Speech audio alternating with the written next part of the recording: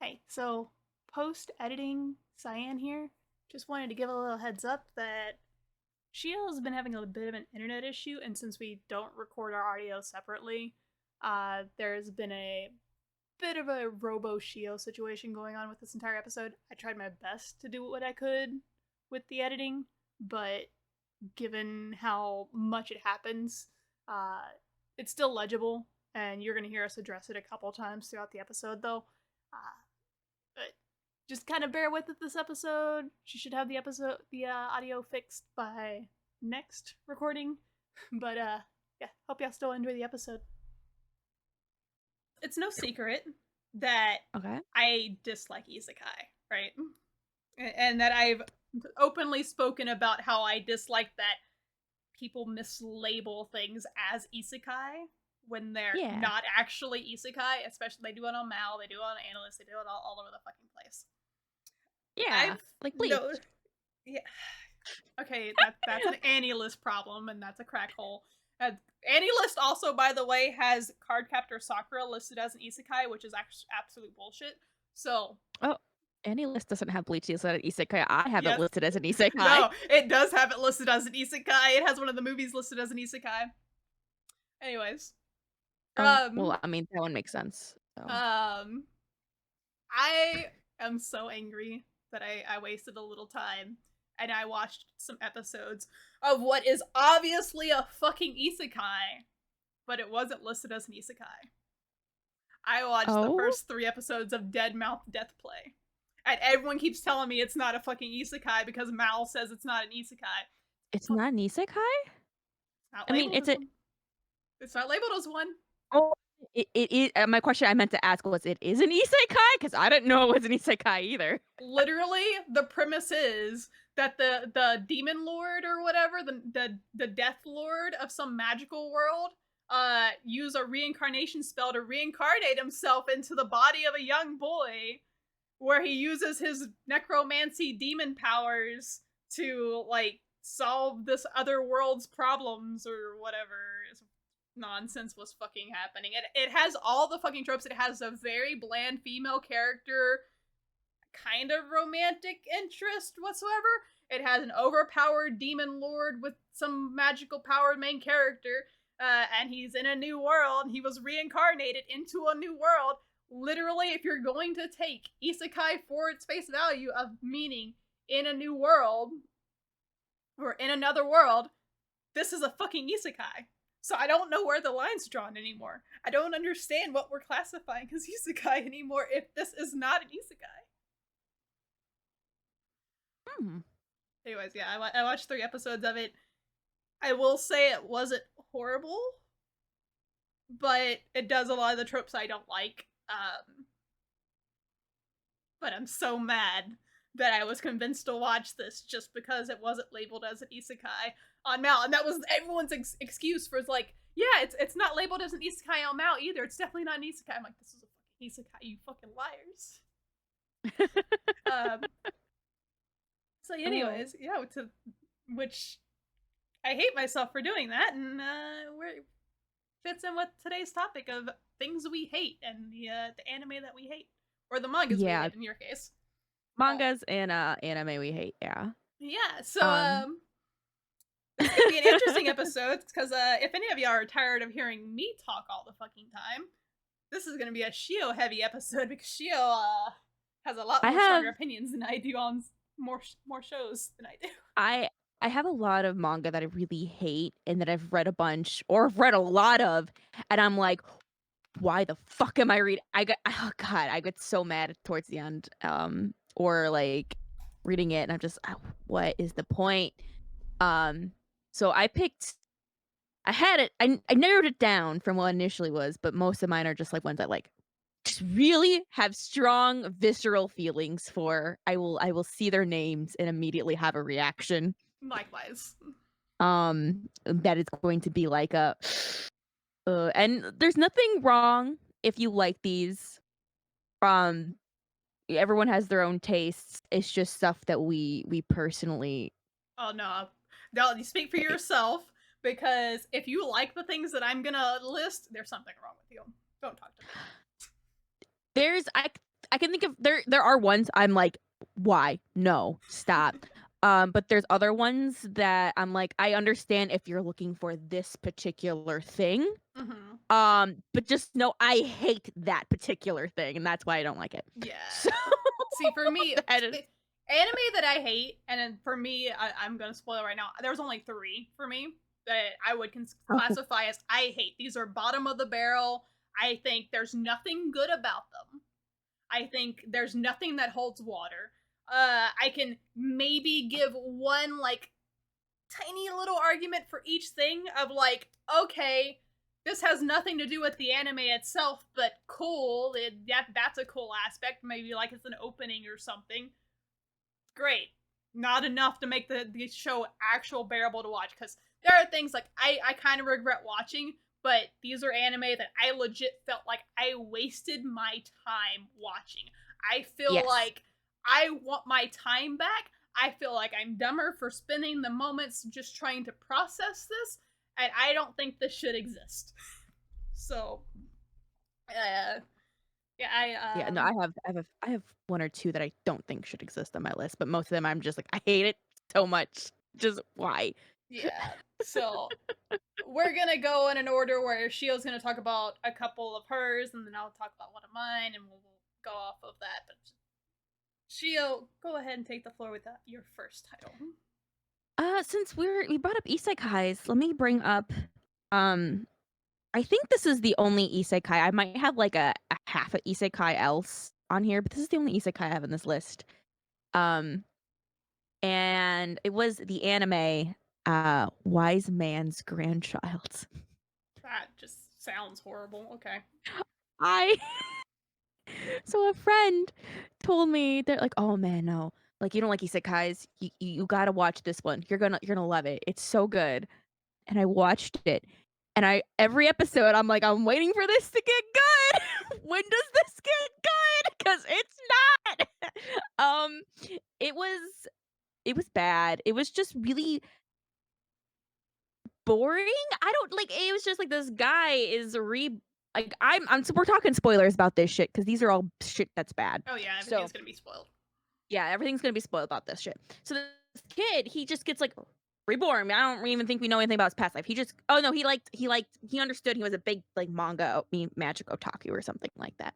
He gets reborn into another world and he is raised by like the heroes of the world, like the best mages or whatever, and these like really talented people, and he's just like super duper talented because he's able to bring in magical concepts that are from like other fictional stuff into the world and be able to visualize it better because they don't really have all that. So he's just a genius. And and everyone's like, "Wow, you're a genius!" And he is introduced to like the prince, and you're like, "Oh yeah, you're a genius friend." And da da da da. And he meets like these girls, and they're like, "Wow, you're a genius! We're pretty. We got boobs. Oh yeah, I like you. I like you." And then they go to school, and he teaches them all how to be OP at magic too, because he tells them like how he does things, and now they're all OP. There's this villain who doesn't feel like a villain. Honestly, I feel like these people are more the villain at the end of the day because the villain's like, ha ha ha, I'm so evil.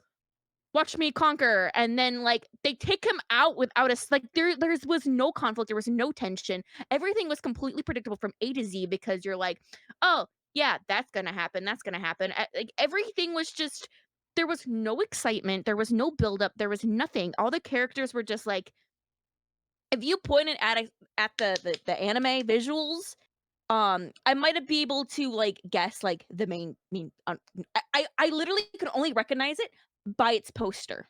If you show me any of these characters individually, I would not remember that they're from this anime. The music is unmemorable, which is sucks because I love anime music, and that's like half the reason I like get into animes because I like the opening and the ending. I I still can't guess these correct on anime music quiz. Like I just there's nothing for this anime. There's nothing decent. People are like the light novels better. I understand light novels usually have more because I do like light novels and I read light novels. I don't read this light novel because this anime was oh shit. I can't. If you like this, whatever. But this would have made better if it was 100% a parody of isekai, but it's not a parody of isekai, and it sucks. It's just I can't. Like, what? There was just nothing, and, like, the characters, like, and the quality of the animation, which granted, like, the studios vary depending on it, but it was just, like it was just it was just really, like, mid animation.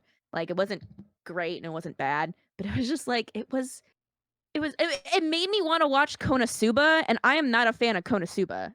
Like, Well, it's funny you were there's a lot. describing it, and I was like, this just sounds like half of the isekais that I've been forced to watch. So It is, it just sounds like the bare bones plot of an isekai that, like, wasn't really, like, thought out or fleshed out a whole lot. It's just like, "Yeah, this is an isekai, it's this. You know what? We should make an isekai about that." And they're just it's just boring. It's just I I don't I've never taken a recommendation from that friend ever again.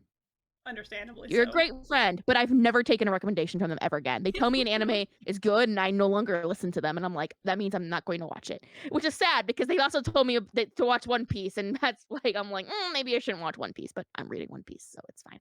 But, yeah, I I don't get it. Like,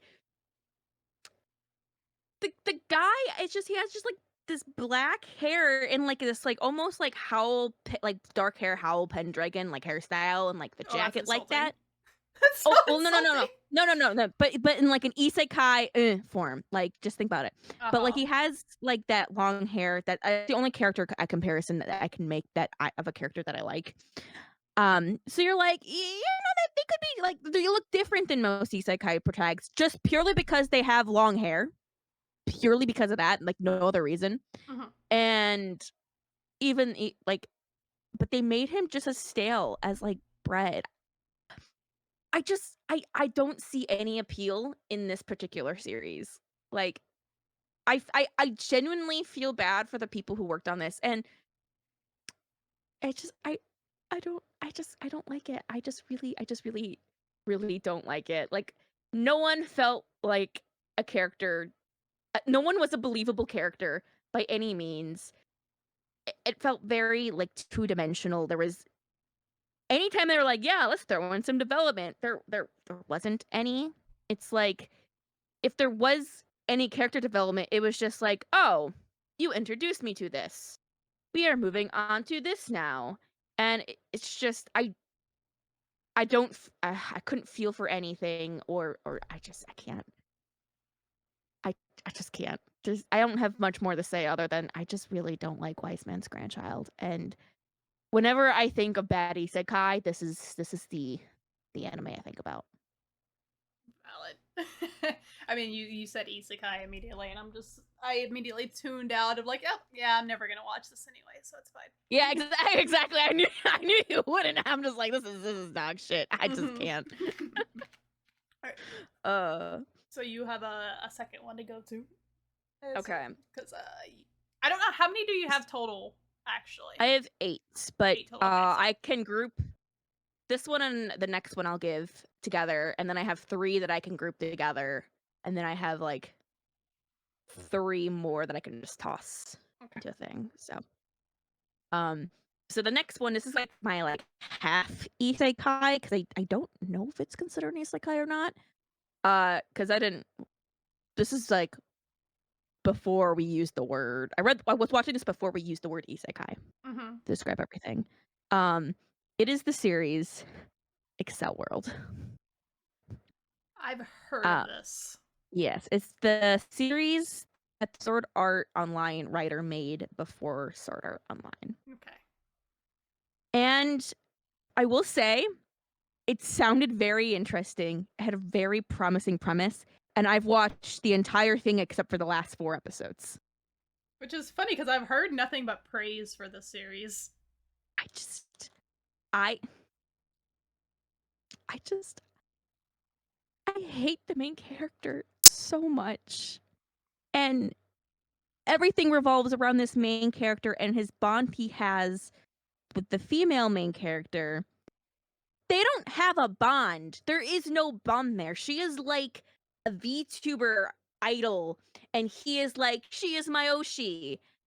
But like, no, it's like a parasocial relationship almost. Like, there's nothing going on there. And she's like, do things for me, and he's like, I will do everything for you, but there's no like genuine connection. And then when he's involved in things, he wins not by anything he's done. He just lucks out. Like it's just, and he's I don't like his personality, and it's I don't I just God. And like every single time I watch the episode, I'm like, okay, well maybe I'll like it this episode. And I remember watching this in like a bus by myself and like being like, wow, I'm watching this like cool, quirky anime. And I still like was like I there was better things I could have been watching on that bus. And I really wish that I was not watching Accel World. It was just a bad time. The animation was beautiful, but that's it. Like it had good music and the animation was beautiful, but the the plot, like I had a good concept, but it just did not deliver. I don't know how they made such a really cool plot to be so not interesting and frustrating, and a main character who could have had a really nice like potential for growth and just didn't do anything with him the entire time. He's like, I can get stronger. And I'm like, that doesn't mean anything if you are not taking the steps to also be stronger mentally and a better person, because you are just really slimy and you just feel like a very, very perverted. I like my Oshi. I wish my Oshi was naked kind of deal. And I just hated it. I hated everything about it. And if you like Accel World and you don't think I am describing it correctly, well, guess what? That is what I got out of it, and I watched the entire thing except for the last 4 episodes. And I won't I would refuse to waste my time on those last 4 episodes. I am There's nothing that can happen in those last 4 episodes that would change my mind on the I am series. morbidly curious to actually try and watch this next. So I just it's just I really interesting because it's like it's something that's so highly praised in most of my friend groups that I'm like, I've never heard anybody say anything bad about this series. If anything, I've heard people saying it's okay, but I've never heard anybody outwardly say that they've hated it and that it's bad. So like, I'm I curious. especially because I will be honest, I do like Sword Art Online. So, like, the fact that I really like Sword Art, but I Mm-hmm. don't like this one, and I'm like, everyone's like, they're kind of the same thread. Yes, but no. The difference is Kirito isn't isn't an incel. Oh my That's the god. difference. That's the difference. Kirito's not an incel. So they basically they made Kirito, they made him not attractive, they made him bigger, which is not a big deal. Mm-hmm. Like, that's not a big deal at all. Like, cool. Um, you can love characters like that. But they made him an incel, and I just like I can't. I just no. But also like the thing with Kirito is he was good with games. This guy got nothing for him. Like nothing for him. He doesn't get good at anything. Like it's just Kirito's only I good quality is that he's good at games. and I just I can't. Like, I just no. I have nothing to go off. I haven't watched Sword Art Online yet either, so I will eventually. I just haven't. Yeah. I don't know how you would feel about Sword Art, but I mean, like I by my definition, it's not an isekai. So okay. But I still don't know how you would feel because there's stuff I don't like about Sword Art too, but I mean I still like it as a whole. mm-hmm. Um, but no, Excel. I've given up on Excel World, and everyone's like, "Where's the next season of that?" I'm like, Excel World doesn't deserve a season 2, guys. It will never get a season 2 because it sucks. Okay, what's your first one? All right, so I put my in order from least hated to most hated. I spent the last like 3 weeks planning this out. Like, oh my god, which of these would I most likely be willing to sit down and rewatch? And I put them in that order. So, this is the most hated one that I would, if I was forced into a room and held against my will, I would rewatch it, but I would be screaming and bitching the entire time. And it's Darling in the Franxx. Yeah. So, Darling in the Franxx I forgot about that one.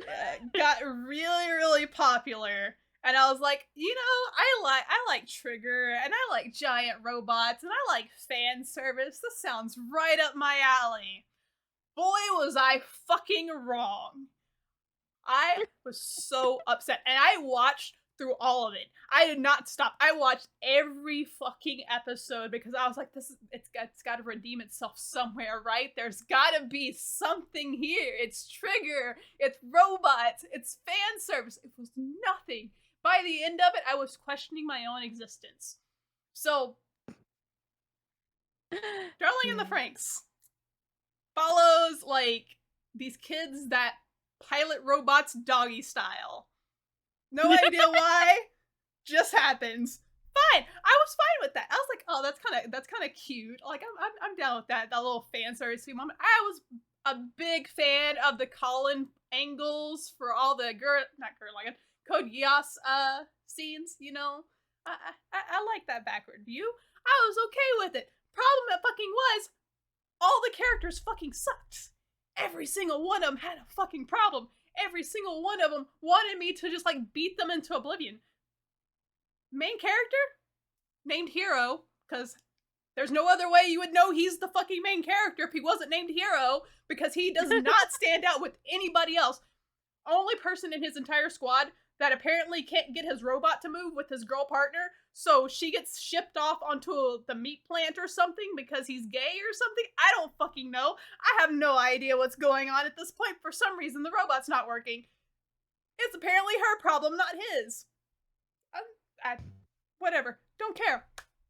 They introduce the romantic interest of the series, which is the only reason this series got fucking popular, because it was basically Power from Chainsaw Man, except she says darling all the time. Her entire personality quirk is that she says darling. That is it. That is fucking it. If you want to, you can say she gets more because, like, oh yeah, and when she first meets him, she gets all close and like licks his cheek or some shit. But yeah, she just stops doing that after like 2 episodes, and her personality is basically she just stands in the background licking lollipops and honey and occasionally calls him darling. That is her entire personality for the entire fucking series.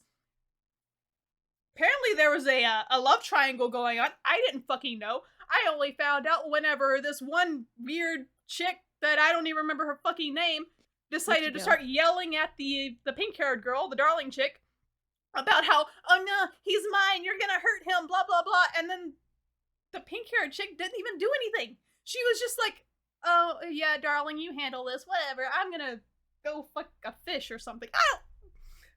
I was so done with this series at this point, and we're not even like to the worst part, right? We're not even to the worst part. Okay. I want to see that in a meme. Sorry, darling, I don't care. I'm gonna go fuck a fish. I need to see that in a meme format. The point where I knew I was officially done with this series, and I was just like, at this point, I'm just like beating my head into the ground. They have these side characters, right? They have this entire class. And there's this one girl that looks like she walks straight out of K-On! Nothing wrong with that. She just looks like a K-On! Character. Very cute. Yeah. She's paired with the little chubby dude. And they have a little moment where he's like, yeah, we're gonna be partners forever. Like, we're perfect for each other. And she's like, yeah, great, we're good partners. And the next day, teacher's like, hey, if anybody wants to switch partners, you can. She immediately raises her hand like, I want to be partnered with the hot dude. And I'm like, damn, you're a fucking bitch. Okay.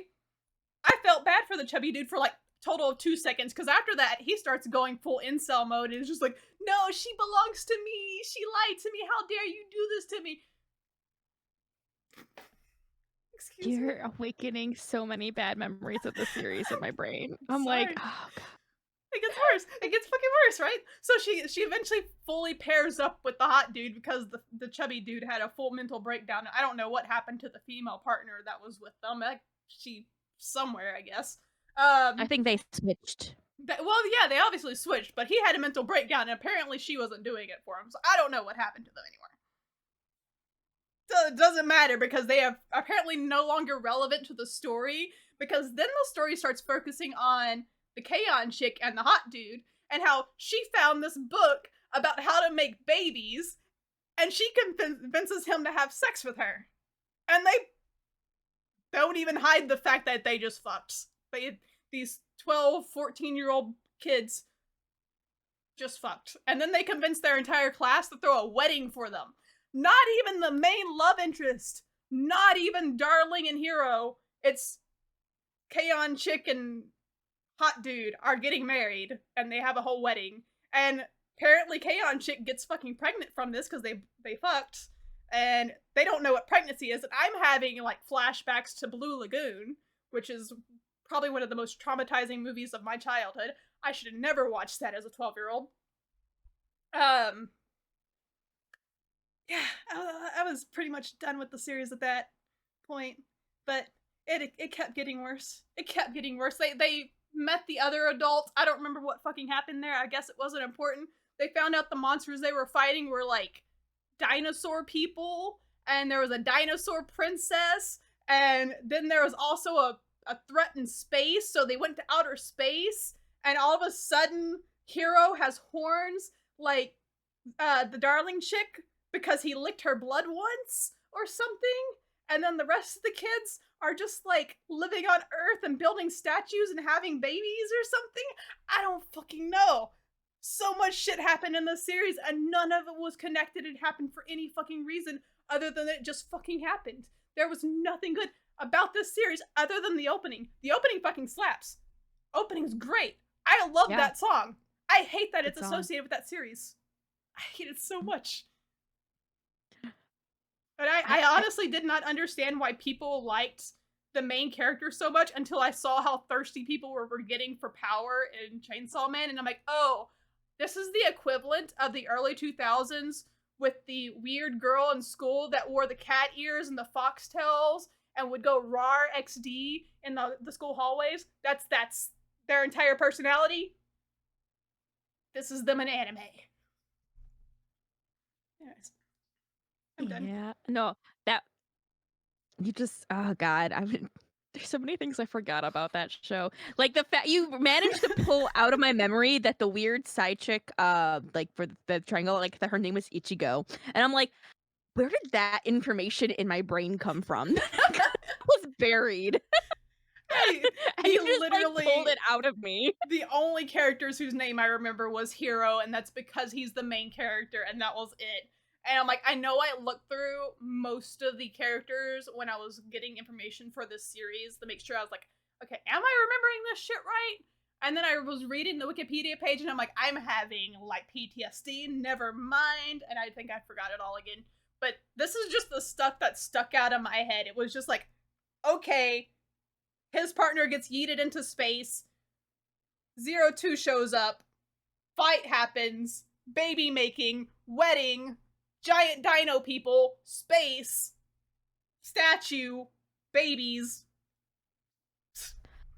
Yeah, I never watched the last 2 episodes, so I just everyone's like, "You know what? You're just better off just not watching the last 2 episodes." And I'm like, "Okay." And I just never have. Yeah. I'm like, I'm just gonna live because at that point I was like, I don't have any more interest in this. And I'm like, is it bad if I drop it now? And they're like, no, you saved yourself more grief by doing The fact that. that you made it that far, I'm just It was while it was still ongoing. Like literally, I was like at that point, like 2 or 3 episodes behind like the actual release as it was coming out, and everyone was like hyping it up, and I'm like, okay, I'm gonna keep. And everyone stopped hyping it up at a certain point, and they're like, yeah, no, you can stop, We were wrong, and I'm like, which is really sad because like the whole like things just going out of fucking nowhere with Trigger is very common. Like it always ends up with them going to space for some fucking reason with Trigger, which I genuinely don't mind. But it's genuinely because I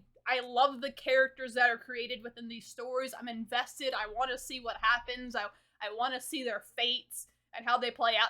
I just literally gave zero shits about anybody. I'd be like, can like the entire world explode? Can we introduced that this was just a fever dream that the writer was having, and like this actually didn't happen on pen and paper? It was just, you know, a shared hallucination or something. Anything.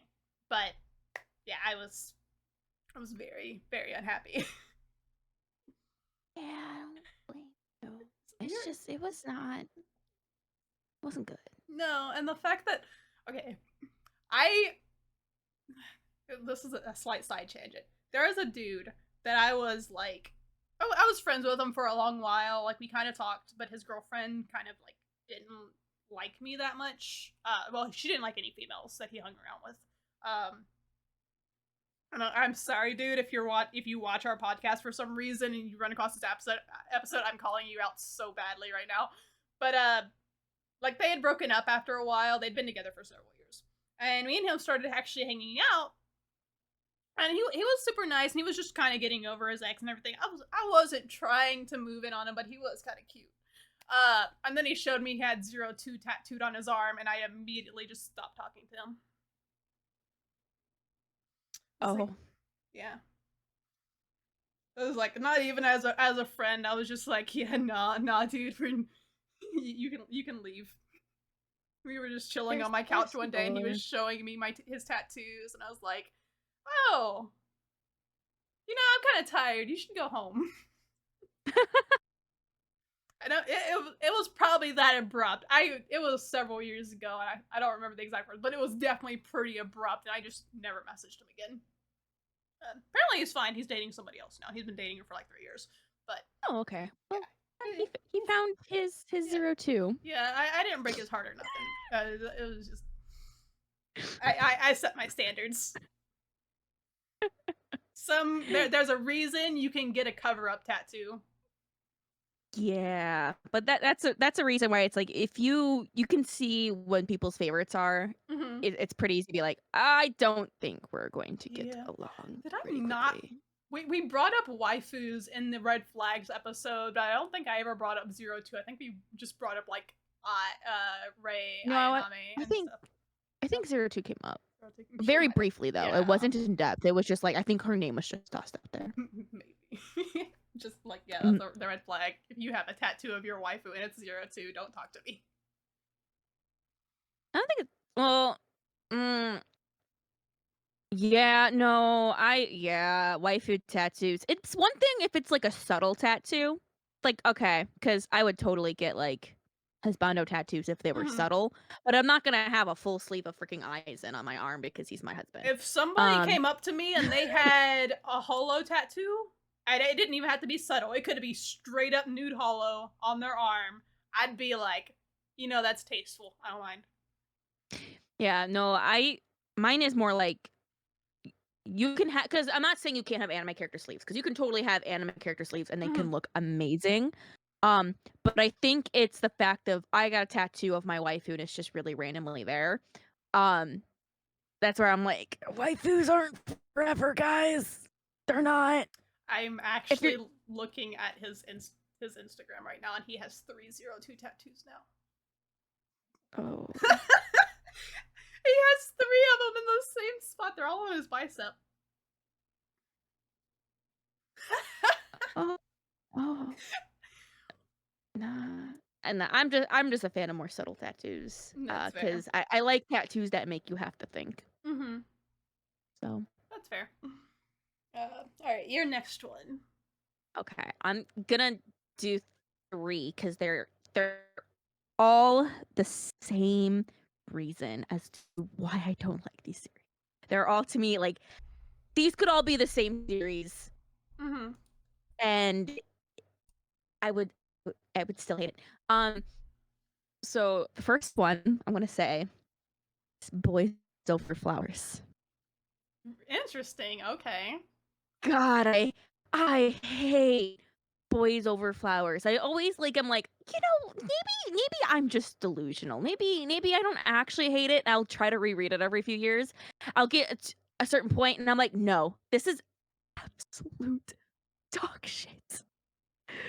So this girl gets essentially she goes to like this school and there's like these 4 boys that are like super duper elite and they're super handsome and all they're like super popular and they're super rich. And she somehow, I don't remember how, she gets entangled with them. Like I think she like trips or like spills something on one of them. The one guy's like, I hate you now. And so she ends up getting entangled into their group.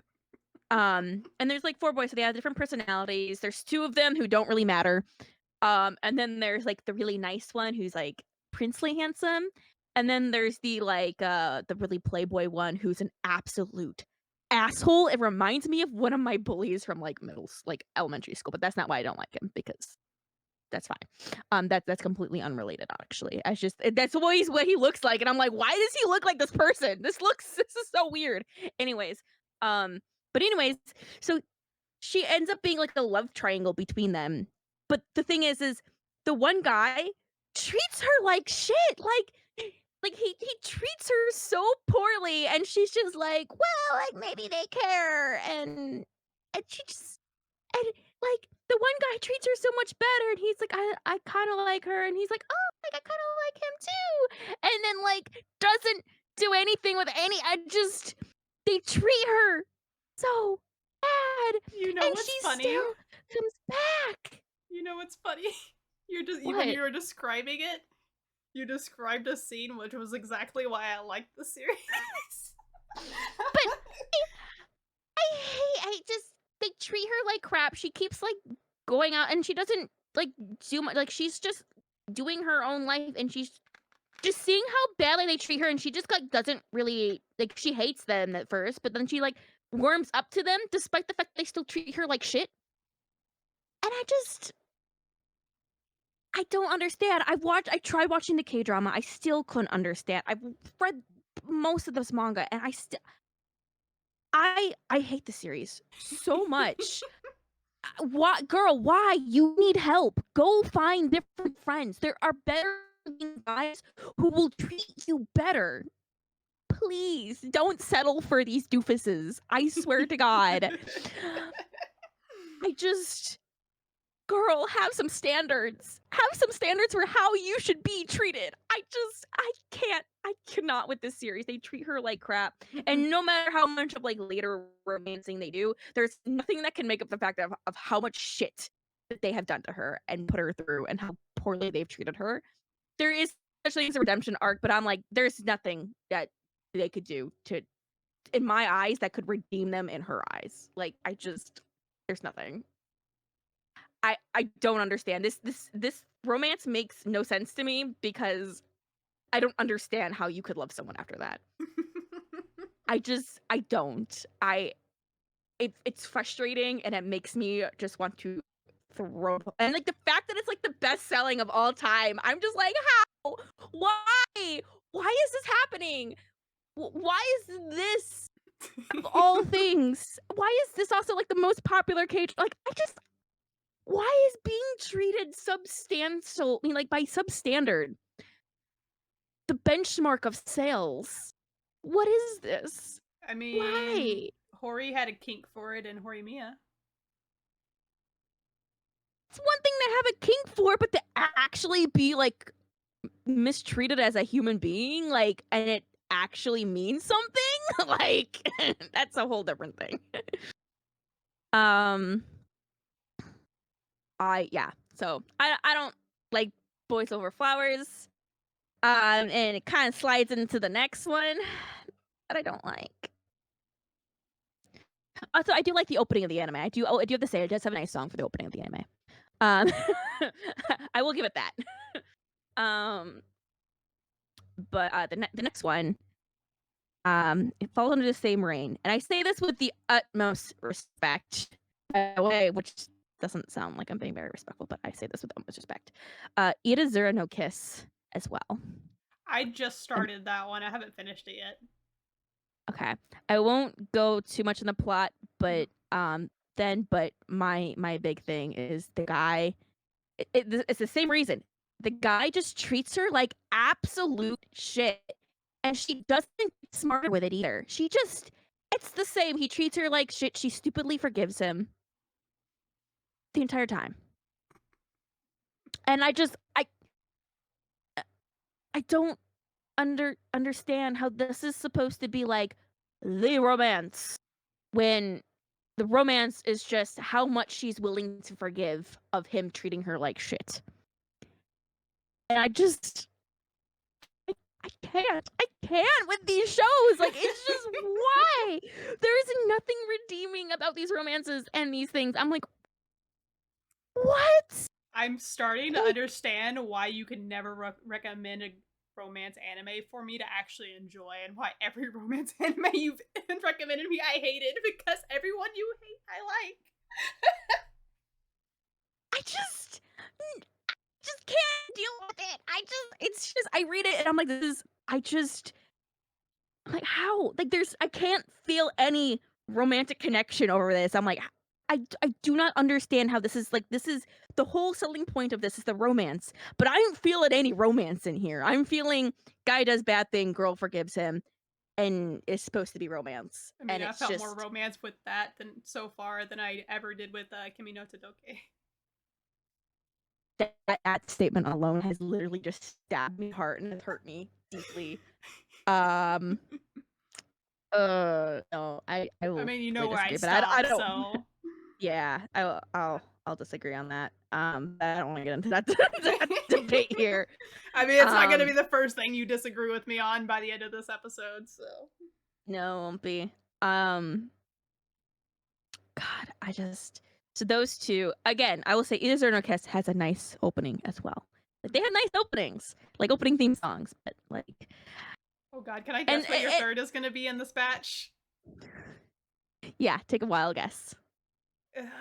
It's something like Wolf and the Prince or something. Okay. So that one, I will get the reason Wolf and the Prince is not selected is because the girl is also kind of shitty, so it balances out. Okay. So that's where it's like, okay, this balances out. I can understand this one. This one I understand. Do I like it that much? Not really. But I understand it and I can like it's not like, okay, I absolutely despise this because to me it makes sense and I can still read it for a reason. Mhm. So that one's not it. I mean, I still did drop it, but the next one, is like this one is only a manga. It's never had an Oh, hold on, anime. hold on, hold on. Repeat that because you roboed really hard on that. Okay, so the third one is it does still follow the same trend. But Nibi, oh no, it follows the same trend. And this one's only a manga. It's not an anime. Um, this one is the very popular, very hot mess romance hot gimmick. Oh my god. Let me just give you my romance list of anime and manga I've liked, and you're just gonna. I'm sorry, I love you. No, hot gimmick. If you're going in with wanting absolute mess, I think because I think if you're looking at it from like I want to go in, I want to have an absolute mess, you will probably enjoy this. Um, I just I I can't with this one either for the same reasons. He's just the main character that she ends up like getting married with, like treat. I don't get it. I don't get it. I really don't. And I think this is really funny that that all the romances I don't like are the ones that you really like. I I mean, think they're not we've my finally top come to an ones, but understanding. I mean, it's because there's still, for me, that's there's still more romantic development than the ones you've recommended for me. Because, like, even if it is like trashy romance, it's still there's romance there for me. There's still like progression that is happening. Even if it's not necessarily good progression, there's progression. Where the ones you've recommended for me, there's like stalled progression for like 20 chapters, and I'm like, all right, can I just like have something happen? Yeah. Like, yeah, I'm okay with like shitty like trashy romance. I Yeah, just I've read a lot of trashy romance, and like I don't mind trashy romance, but I draw the line when people are just forgiving of people who just treat them like shit over and over and over and over and over again, and I just so that's why these three are kind of grouped together. They all fall into that's fair. that that that trench hole. I just there's the only thing is Hot Gimmick. I will say I like probably a little bit better than the other two because Hot Gimmick has a lot more going on. Mm-hmm. I feel so Hot Gimmick is a little bit more forgiving for on my end, but I still like I want to collect a lot of Soja Beat manga, but every time I see Hot Gimmick, I'm like, not you though, not you. and I walk away. I was I just when you mentioned Boys Over Flowers, like the last time I even mentioned Boys Over Flowers in a conversation, it was when somebody was talking to me about what's that other one that came out where there's the girl who got hot and then had four boys drooling after her? Kiss Him Not Oh, Me. yeah, Kiss Him Not Me. They were like, "Oh yeah, I love that series. Do you like that series?" I'm like, I think Boys Over Flowers did it better." No, I can see the relationship between that and Boys Over Flowers Yeah. too, because I also didn't finish that series, which Mhm. broke my heart because I love the author Junko a lot.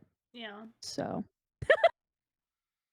But it was just, I did not expect your three to be like three of my like probably because I don't read a lot of shoujo or romance mhm, per se. When I yeah. do, it's generally like very assertive romances. Um and yeah, those all three of those fit the bill for like the ones I've actively gone out and bought if I could. I think yeah, I have Boys Over Flowers, and I don't have Hot Gimmick though. Yeah. Yeah. But those were the 3 that I wasn't sure if you had seen or read because they were, like, bigger classics. Mm-hmm. Those were the ones that I those were not the ones I thought you haven't seen. Those were the ones that I was like, "Maybe you could have seen these ones," Fair, fair. but but the other ones I have are the ones that I know you have not. Yeah. All right. My next one, I Yep. guess. All right. So this one I know you haven't seen, and this Okay. one I have had to sit through and watch twice, which almost made me make this my final one just because I've had to watch it twice. And I was forced to watch it both times, but I tried to make that bias not hold. And it's Accel Saga. Uh, Oh. Accel Saga is I guess, considered a classic. It came out around towards the end of the Toonami era. Most of the people who watched it were the people that delved into anime after Toonami got them into it. So it didn't air anywhere, but people bought the DVDs for it, and like it was in a lot of the Anime Insider magazine spreads and stuff like that. So it was plastered everywhere. So when one of my friends said, "Oh, I have the box set. You can watch it," and they lent it to me, it took everything in my being not to burn this whole box set to the ground. And the fact that it wasn't Oh. mine, I was just like, you're better off not having this. I will save yourself some dignity by making sure you don't own this anymore. And what's really sad, I've been told this later, and I learned this from another podcast or whatever. But the whole mindset of the author of this sounds like it would be perfect for me, right? Because he made this series and aired it all on TV, and then he made the episode, the final episode, as titled like "Go Taking It Too Far," and that episode got banned because it literally takes it too far where they could not air it on TV, and he made it that way because he wanted to air a television series, an anime series on TV that would eventually get banned. Like he wanted that. He wanted to have that like under his belt. That was his goal for making the entire series. Which makes a lot of sense to why there's nothing else really going on for the rest of the fucking show, and it's just a lot of bullshit. So Accel Saga, um, it's a parody anime, which is already not my cup of tea to begin with. But Okay. this is just like I don't understand how people enjoy this. Um, I didn't even know the plot until I had to look up the names for the show while I was Google searching to make sure I had my facts right on certain things. Because I didn't realize there was a plot. I watched it twice. I didn't realize there was a plot. Um, Accel is the main character, and she is fighting for this world takeover group under Il Palazzo. And she has a partner named Hyatt.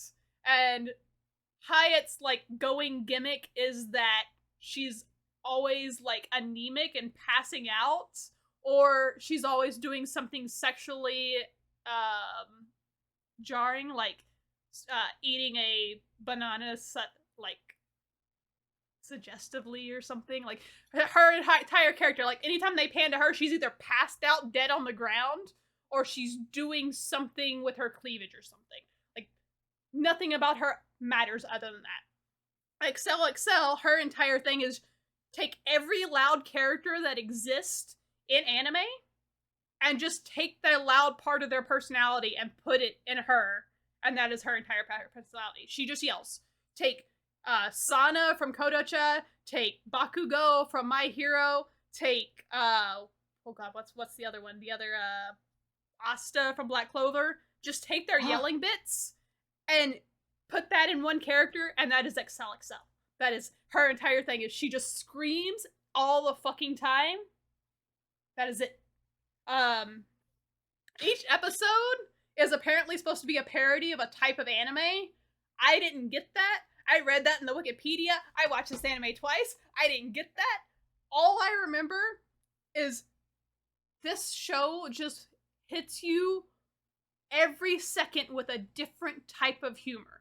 Like, they will go from a self-defeating joke to a slapstick joke to a dry humor joke to a pun to satirical humor to like witty humor to cringe humor to ironic humor, and then they check off all the boxes. Every episode is just like, okay, what kind of joke haven't we made yet in this 20-minute episode? Let's do it right here. It's an overload of nothing but every type of comedy you could possibly think of packed into one, with no actual play into the characters or the story other than just like making it another point to make a joke out of it. The only things I vaguely remember is like, yes, Accel yelling all the time, the one girl always being dead in the corner. Apparently Accel like simps after Il Palazzo or something. I'm not sure. They have a cat that is actually a dog that they joke about eating all the time. And then there's this galaxy lady that is just like a floating galaxy with arms coming out, and she like hooks up with guys on the side. There's this dude with an afro that's apparently supposed to be a self-insert of the actual mangaka or something. There is a slightly racist Pedro character, I think, going around. I slightly remember. I don't remember the plot. I don't remember there being a plot. Reading the Wikipedia page and telling me that there is actually a plot going on within these, I think, 26 episodes is very shocking to me. Because I don't remember it. It's just, both times I watched it, I just remember like, okay, we're doing like dry humor right now. I can keep up with this, and then all of a sudden it goes to like something you would have seen in the Three Stooges, and I'm like, oh, never mind. This is a whole different brow of humor here. I can't keep up. I don't know what's going on. I don't understand. The only thing I will give it credit for, the ending theme is kind of funny. And it's the only thing that made me laugh in the entire season. I only appreciated it the second time I watched it, because the ending, second time I watched it, I was actually forced to watch the EDs and OPs. Okay. Is the cat dog creature. They refer to it as a dog, I think, and it actually looks and sounds like a cat. I don't remember, but it's sitting on a stool with a microphone and it's meowing, and it has lyrics at the bottom for the song it's singing about how it doesn't want to be eaten. That's the only thing I found funny in 26 episodes of this series. An entire series that is built around nothing but humor, with nothing else going on, no matter what Wikipedia tries to tell me.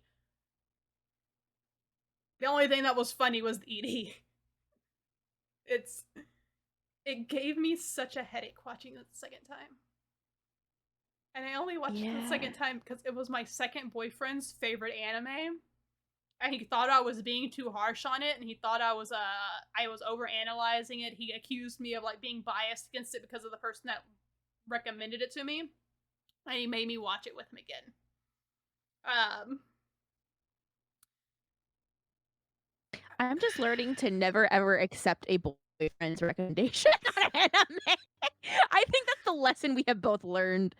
actually, If you both no. decide to watch something, that's one thing, but like being like, you need to watch my favorite, and you're like, I don't know.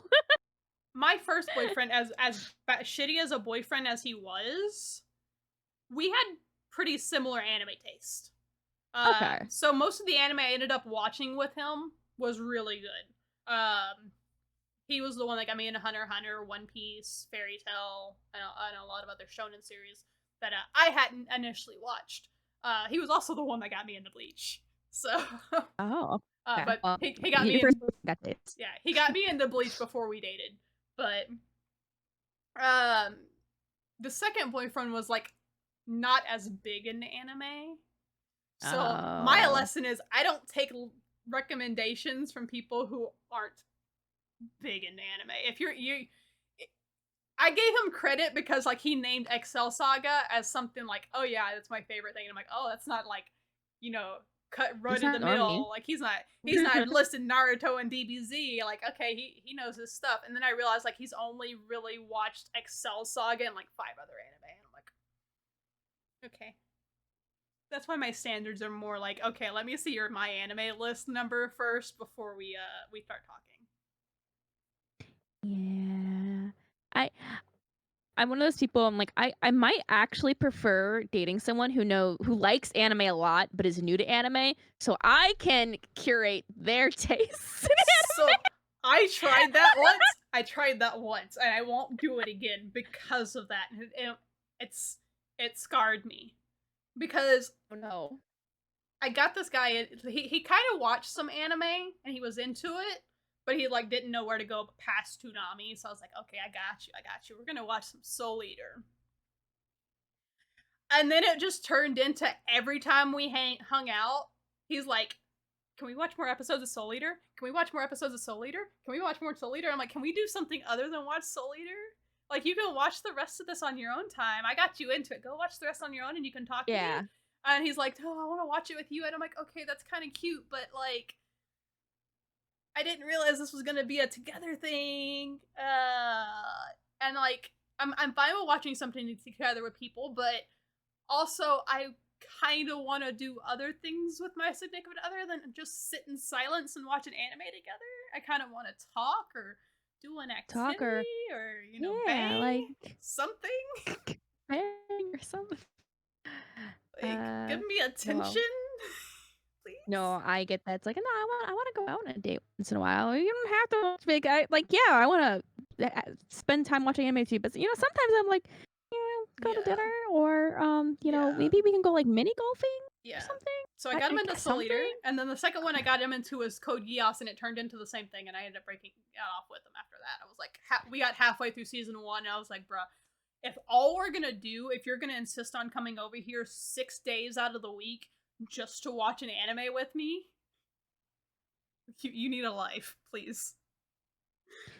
Yeah. It's like it's fine, like hanging out and doing your own thing or watching stuff together, but it can't be like the Yeah. entirety of your relationship. Especially like early on, like if I lived together with a guy, like okay, yeah, we have our time to sit down and watch anime together, we live together, whatever. That's a whole other thing.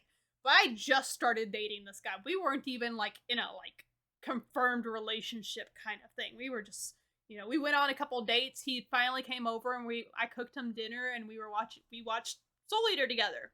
That was our third date. Was I cooked dinner for him and we watched the first 3 episodes of Soul Eater. I thought that would be cute and romantic.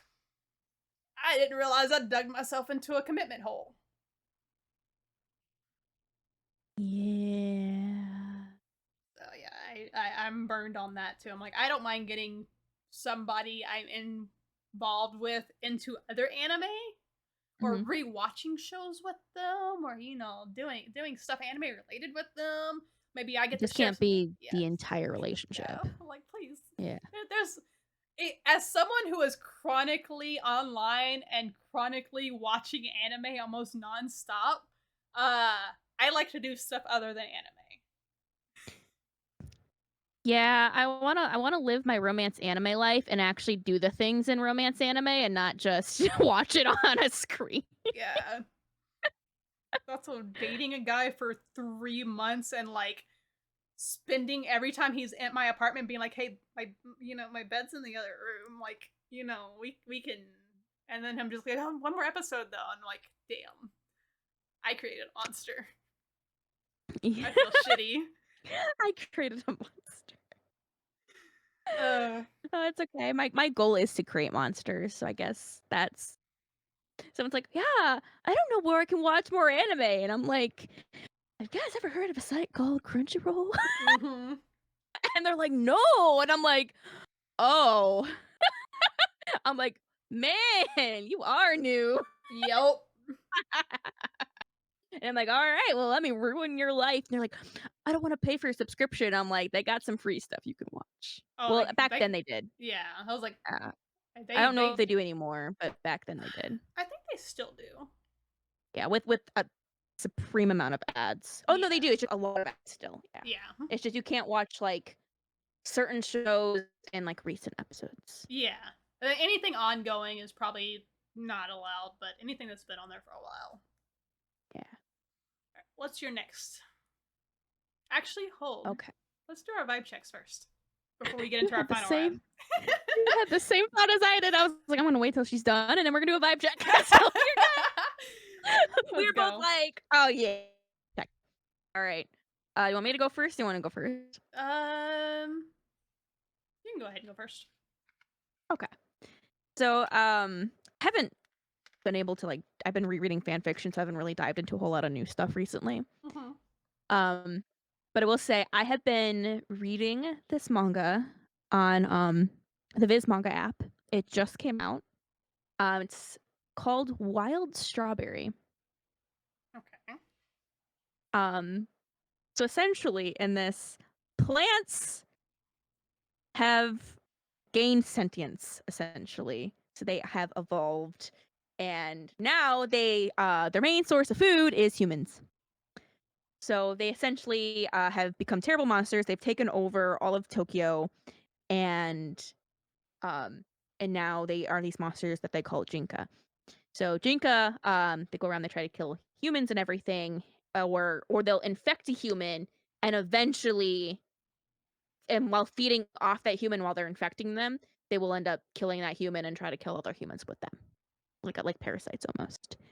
Um, and so the story rolls around this guy and his sister, and they're not siblings by blood, but before this, you think it gets weird. It doesn't really get weird. So, um, they are traveling, and they're trying to survive in this world together. Because he's like, I want us to live, because they've been like adopted a few times and going through like different agencies. Mhm. And they've always ended up with like shitty parents every single time. So when this happened, like their shitty parents that they had like died. So now they're on their own, and they're like, we are going to live a nice life, as like we're going to be family, we're going to be brother and sister. I'm going to fulfill the promises I made to you as your brother. Well, she's infected by Jinka. So like you can see it like visually, like she has like plant um things, and she's really pretty, by the way. Um and so they're trying to hide from the government that is trying to exterminate the Jinka. Because obviously it's like killing all humanity. We're going to exterminate all the Jinka because they're killing everyone. Mhm. Um, he- he's Oh, oh, her. you're dying. You're dying. Hold on. Oh, I'm dying. I'm death. Okay, you're Death back. has You're back. come. Okay. All right. So he's trying to do anything he can to protect not just her from the government, but to find a solution to turn her back into fully a human. Well, they get caught, and um, and they're like, we gotta, kill her because she is now a monster. And he's like, no, you can't. He tries to hold back, and they kill him because he held back, and she goes berserk. Like now she's like, you have angered the plant, like the plant monster now. So now the monster is killing everything. And essentially she ends up um going like becoming a parasite inside his body, and she is the only reason he is alive. She is like, so now he's a Jinka, but because of his sister, and his sister is like no more. And essentially it's a story of him like trying to figure out what's going on and solve the mystery of why did this Jinka come? Um, how is there any way to still save my sister? How do I save myself? Like, why am I here? Because now he has no purpose to live. His sister's like essentially like dead to Uh-huh. him. So he's like, what kind of what can I do to go on? And it's so good. It's like, granted, only 3 chapters are out, but it is a visually stunning manga. It is gorgeous. This is stuff that this is where unless you have a really, really nice animation studio doing it, the manga is going to just it's definitely an artistic manga. It's made so you can admire like the artisticity and like the storytelling that it has. This is like I uh Oh, the Robo-Shio. so far. Ba ba ba ba ba ba ba We're ba ba good. ba ba ba ba. I feel like All right, every time I it is bring attention to it, it goes straight to normal. Like as soon as you like start going off on your weird shit, it's like, okay, yeah, you're back to normal for your fight. But okay. But it's really gorgeous, and the characters and the story is really compelling, and it's just kind of like, all right, this kind of the path we're going on now. So it is like really early in it, but I will not be surprised if this doesn't become like a hit because it has been killing it so far every single chapter. And I haven't even heard anyone say anything bad about it so far because again, it's really, really new, so it's still early to start saying bad things. okay, But it's been solid all the way through. Like I'm like, okay, compelling characters, beautiful art, story makes sense, lots of action. Um, we got a going forward plan. We got now rival characters that have been introduced that are like, okay, now this is adding an interesting element to it. I'm very excited to see where this goes, and this sticks around because this is so far been one of the most visually stunning new things that I have read in a long time. That's been like new. So okay. yeah, Well, yeah. conveniently, mine is also something that's relatively new. I Ooh, don't know if you would have heard of this because it kind of seems like it'd be something up your alley, but it's based off a novel, not off of a like a light novel or a manga or anything. Uh, I might. Raven of the Inner Palace. Yes! Oh my god, what demon did you just release? Go ahead, continue. I love this series. I don't know I if that like got novels. worse I have because of the the novel. I don't know if that got worse because of your like roboing or if that was just like an actual demon got released. No, that was an actual demon that got released.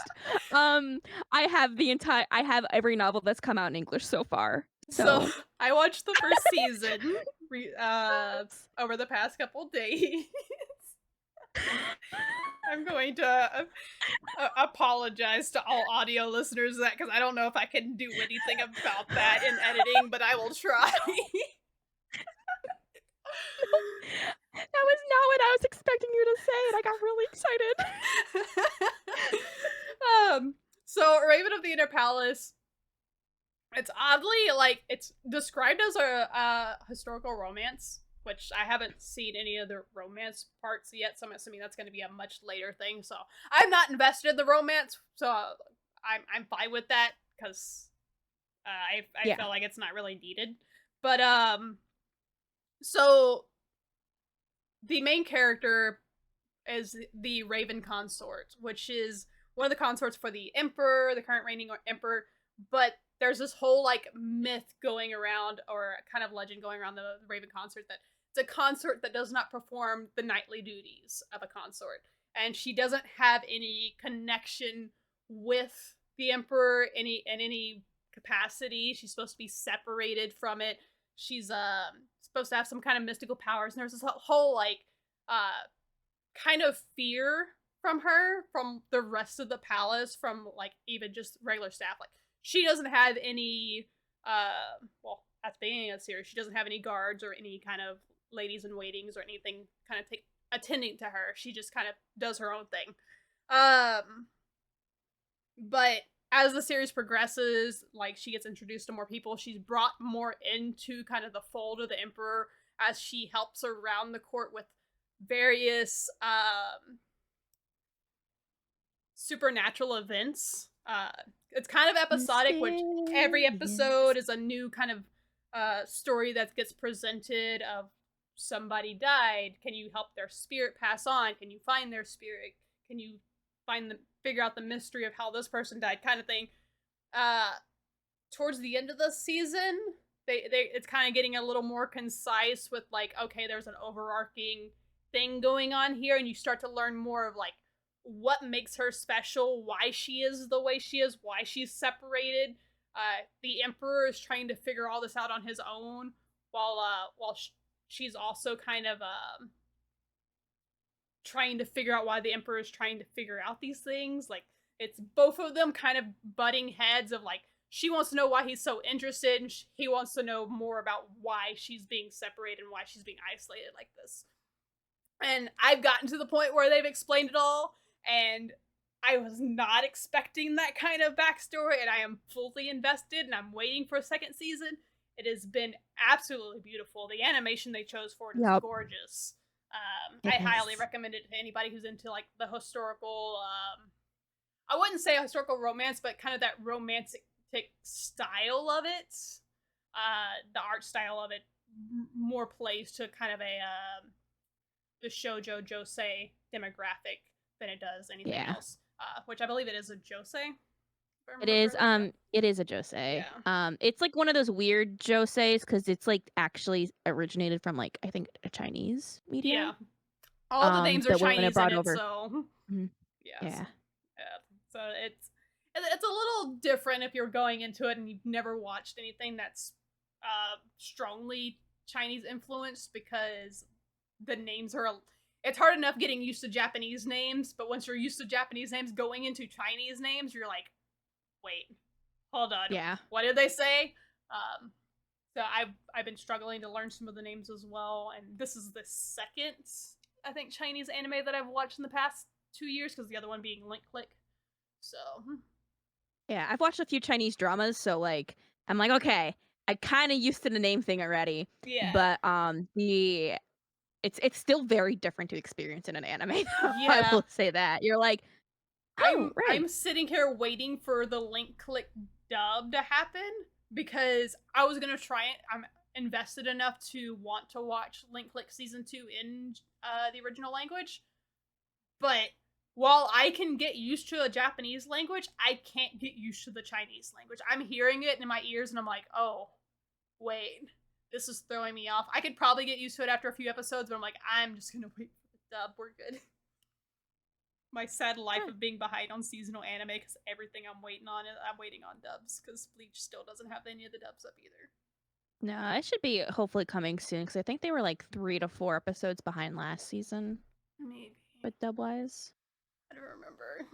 But all right. Well, we had a pretty hype vibe check though this round. Poor listeners in their ears. I'm sorry. I'm sorry, and like I wasn't thinking about headphone users. I was just so excited because that is one that when like before it even came out, I was like really excited for it because like I've read synopsis of the light novel, hadn't been released in like the United States yet, so I hadn't read it yet. That I was really excited for, and I started reading it. I'm like, it was one of those series that I'm like, I need it to complete so I can finish, because I want to binge watch this, but I haven't got back to binge watching it. So actually, you've watched more of it than I have. Nice. But I really, really, really liked it. Yeah. I second your vibe check. It's very well done. It just came up on my Crunchyroll, and I was like, oh yeah, it's got a dub. I'll watch it. Which is a lot of things. Like, if I've never heard of it before and I see it has a dub on Crunchyroll or High Dive, I'm just immediately like, I'll watch it now. But I don't know what this is, but I'll watch it. It was definitely one of the shows that like definitely kept getting overlooked and not talked about, and it was, Mhm. like, super frustrating. I'm like, "Why is no one talking about this?" Because 'Cause I'm like, it's really like, I had one person on my feed talking about it, but that's because 'cause they've been talking about it before it came out, Well, and so they read that's Chinese. That's the So case they for were so what I was also going to use for my vibe check, which if we would have recorded this episode before Anime Expo, which was initially intended, my vibe yeah. check that I had planned for that is also something that is presently airing that nobody is talking about. And I'm like, why is nobody talking about it? Because it's so good. I'm caught up with the second season. Um, Actually, I'll just name it because I don't think I'm gonna bring it up again as a vibe check because I'm caught up with the second season. But it's Yeah. because I mentioned it before, and it's the Duke of Death and his maid. Oh!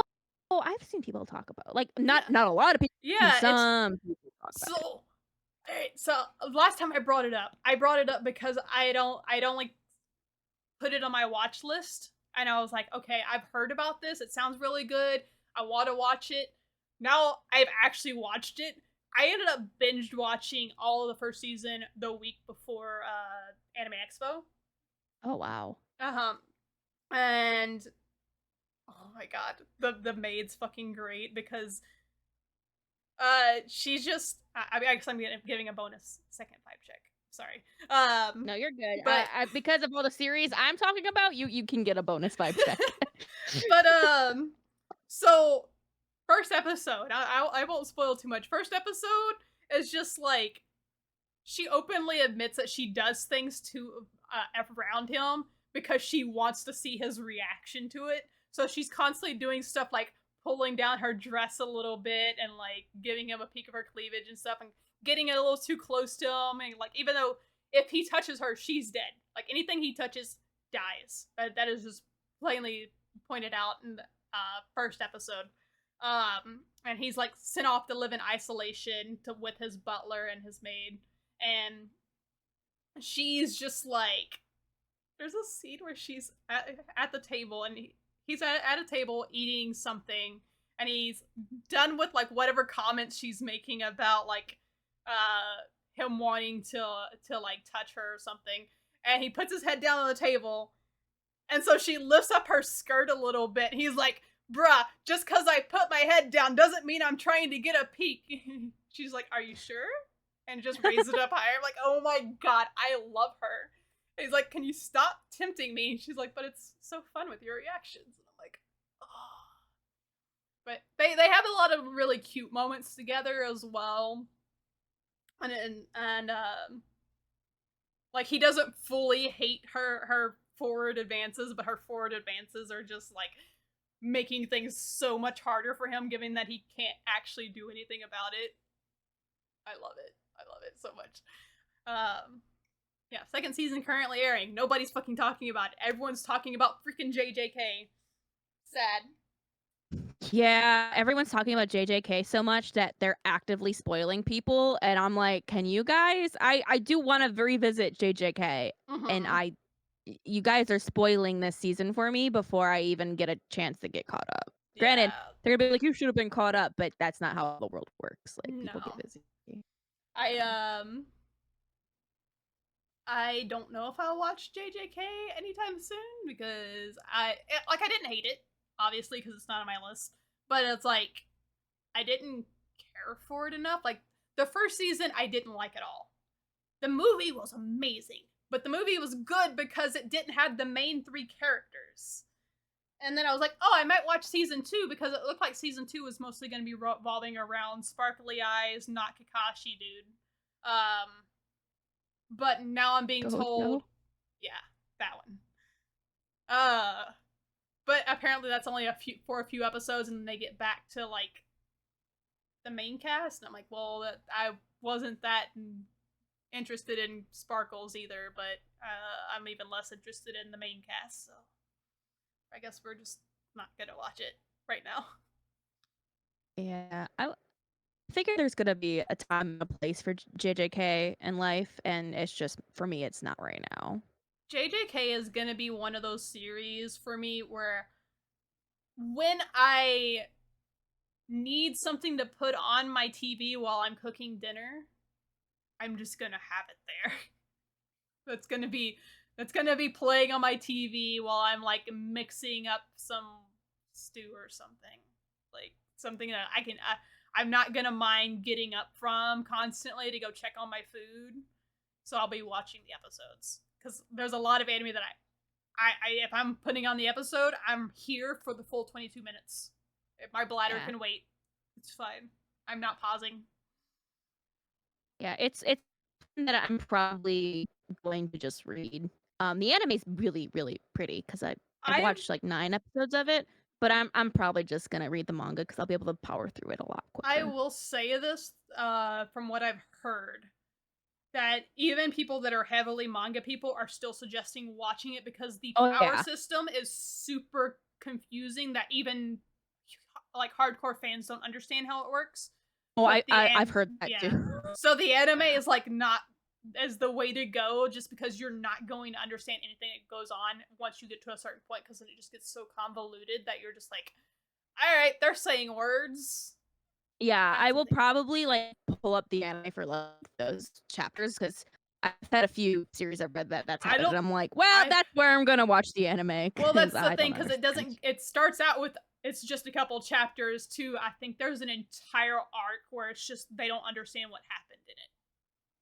Yeah, I mean, I'll still read it just because that's just how I operate. But like I usually go back and I watch like the parts that I've been interested in, or like I'm like I need to know what the hell just happened. Um, so that's been like me and like One Piece because I'm like sometimes I have a hard time following some One Piece fights. I'm like okay, I'm going to pull up the anime or like at least like a YouTube video where someone like compiled the fight into like one video. I'm like okay, thank you. So. So back on to things we hate instead of things we like. Okay. So do you want me to just give all of my last 3 or do you want me to give like 1 or 2 and then have one to wrap up the end? Save one to wrap up the end unless because you know what's my last one and I don't think you want, unless you want my last one to be the final of the episode. You know what? I have one that I can save for the end. Okay. And it is one that I will be very surprised if you know this one. But also I think we can easily agree that it's going to be really bad. Okay. So I'm gonna start. I have these 2. They're not at all related. They're just random. So first, what I'm gonna talk about is an anime called Kamichu. Kamichu. Sounds familiar. It's not one that think if you want, think it's like one of your favorites by anything. Because it's essentially it's a very like cute girls doing cute things slice of life. Now, this I was watching I was watching it really early on, and the reason I watched it was because my library had all of the DVDs for it. And I'm like, "Wow, they have the entire series just easily available to check out. That's rare. I should take this as an opportunity." And I understood why those were all sitting there cuz this is very boring. I just found it really boring. And essentially it's a story about a girl who like finds out that she's just suddenly a god. And oh, is it the one? Oh my god, it's not a cute girls doing cute things, it's a magical girl series. Is it? Cuz I mean like she just finds out she's a god and then she doesn't really she like consults her friends about it. Wait, am I thinking of the right one? I don't think so cuz this is very slice of life, like slow pace. Not much is really happening. It has something to do with aliens apparently later on. I only watched like a few episodes and I was like this is I usually love the slow pace like I can do a slow pace slice of life figuring life out stories like I can do those normally. So, this one you know I was just really so funny? bored. What's funny? Because I looked up the one I was thinking of. The one I'm thinking of is called Kami-chama Karenchu. Oh no, not that one. I haven't. That's like on my like I want to read that one kind I'm of. like deal. I'm like wait. I'm No, like, no, no. I know I This don't is have the words wrong, but no. This is Kamichu. okay. Um, and I was just watching it, and she's just like granted, like part of the she's consulting her friends on what to do, but I was just like, okay, she's a god, but it doesn't like nothing was happening and nothing was progressing. And I'm like, I gave it like 3 episodes, and I was like, nothing is happening.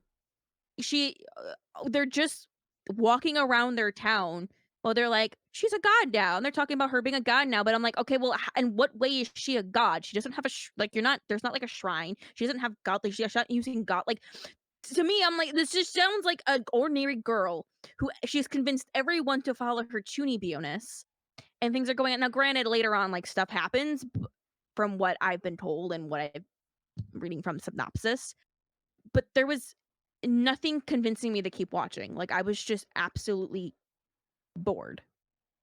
And like and I'm someone who I like that. The development of like small stuff and like moving slowly. I like that because I know I really like that because you don't like that a lot. um and I was just bored. I was just so bored. Like the music was like it was soft, but I wasn't nothing. There was nothing either keeping me there. And this is one that I didn't read a manga for it. Like this is just an anime. If there is a manga, I haven't looked for it because I was just like no. Um, but I just this was I think like the first time I watched an anime. And I was just like, I just really hated everything I watched. It was so I just wasted my time. Like nothing happened. It was boring. The characters weren't interesting, and I hated every moment of watching this. I was just like I checked out the entire anime series, and I looked at the other DVDs, and I was like, no, no, absolutely not. And proceeded to put the CD back, return it to the library, and was like, you can keep it. I don't want it. And it's just been like one of those series I experienced part of it, didn't like it, and was like, "No, I just don't." And then anytime someone but the problem is the thing that also drives me nuts is anytime the series is brought up, people are always like, "Oh, I love Kamichu." And I'm like, "What? Oh, why? Nothing happened. It was boring. What do you mean? The characters were stale. There was nothing interesting about them. They were just following this Chunibyo girl who may have actually been a god later on, but they're just in 3 episodes, nothing happened. Like, what? Like, you can't if you're saving all like, no, like, move it's just it was boring. It was like there is a point where like, "Okay, like, hey, I found out I'm a god, like, what do I do?" Like, you don't need 3 episodes to do that.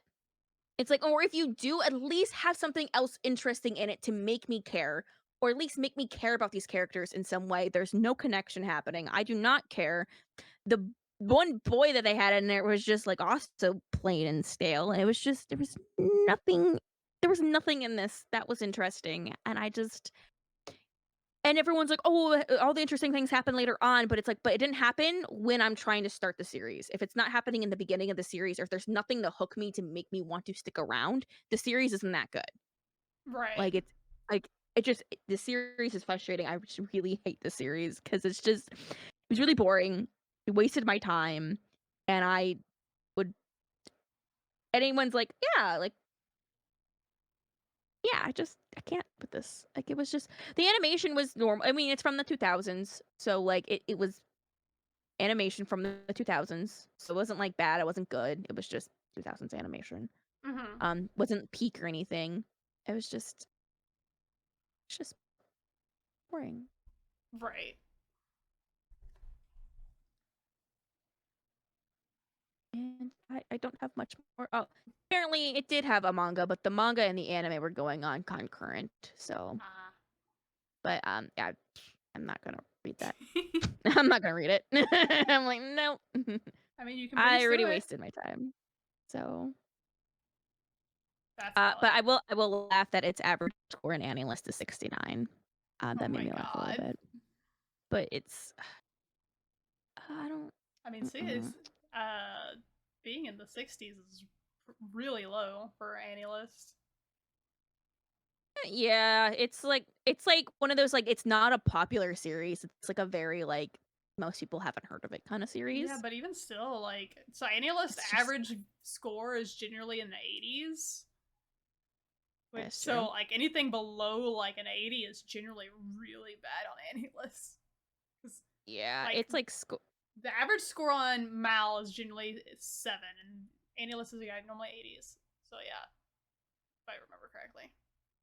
yeah, the score distribution usually has it around like 60s, 70s. Some people have it in 80s, and I don't understand anyone who has this above a 50. Be right back. Let me go put this on there and rate it a 90. No, thank you. Uh, but yeah, that's Kamichu. What's your next one? Um, my next one, this one's a manga only. Thank God. I would be so viscerally upset if this got an anime. Um, Excuse me, reincarnated as a vending machine got an anime. Anything can get an anime now. I would rather watch that than this. Now, so I'm talking. So the series that it is called in English is called Stepping on Roses. Mm-hmm. It is a fully licensed shoujo manga. Um, it is Japanese title is Harashi de Bara Wafume, which literally translates to stepping on roses barefoot, which is what I would have rather done than finish this. Um, The poor roses. so for context, this is a lot of things that I like. That this has a lot of tropes that are like my favorite kind of tropes, which is like, oh, this girl is in a bad situation. This guy can help her, and they end up like in an arranged marriage agreement to mutually benefit each other, and they don't really like each other, and they'll like each other later. That is a recipe that I love. Mm-hmm. So imagine how much this had to do to make me hate this series. So so essentially, yeah, this girl, she's absolutely broke. She's really pretty, she's super, and she just has a bunch of misfortune fall on her, and she's absolutely like she's about to sell herself and everything. Mm-hmm. So this wealthy guy comes in, and he's like, "Hey, like I'll give you the money that you need. You just need to marry me, because I don't want people bugging me about marriage or anything like that." But he's like a high society guy, and she's never been a high society person or anything. So she's like, um, so she agrees, but he ends up again being like a total asshole to her. Now, that's not why I don't like it. Now he's a total asshole to her the entire time, and they're like he's Oh, you're dying. asshole. Okay. Boo-boo-boo-boo-boo. There we go. Charge. Okay. So he so he's going around, so they're slowly like he's slowly becoming less of an asshole, and he's growing from it, and he's like and she's communicating. Um, but at the same time, so he's getting better as a character, and she's getting a little bit better, but the issue is that there's this other guy who you fall in love with instantly because he is nice to her and he is kind to her. And because that guy was an asshole for so long, you're like, wow, she really is better off with this guy. Um until like 'cause like I said, like the guy slowly becomes less of an asshole, but like what he does is like a little bit more forgivable because I don't know why. Like cuz I didn't Oh, details cuz I you're refuse to dying reread again. this. Ha ha ha ha ha. I love that You're it good. dies whenever I'm really fast. Uh-huh.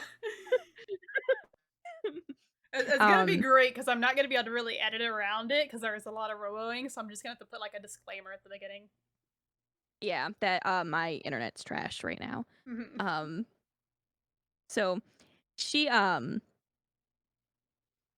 yeah, so like I said, like I really didn't like that dynamic in Boys Over Flowers a lot, as I said. Mhm. But for some reason, like it was better. I don't remember the details because I'm not going to reread this. But essentially, so this guy is like super nice, and the entire time we're like, I mean, he doesn't want to stay married for the most part. Like, why? Yeah, you should definitely get together with this other guy when this is all over.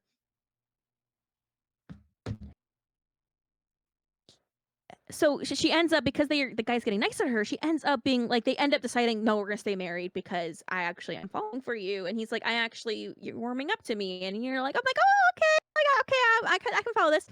And then the other guy who is a nice guy, who you think would just be like, I'm the nice guy. Step back because I want you to be happy. No, he goes full crazy yandere, and he like becomes the main villain and like kidnaps her and like does this weird shit.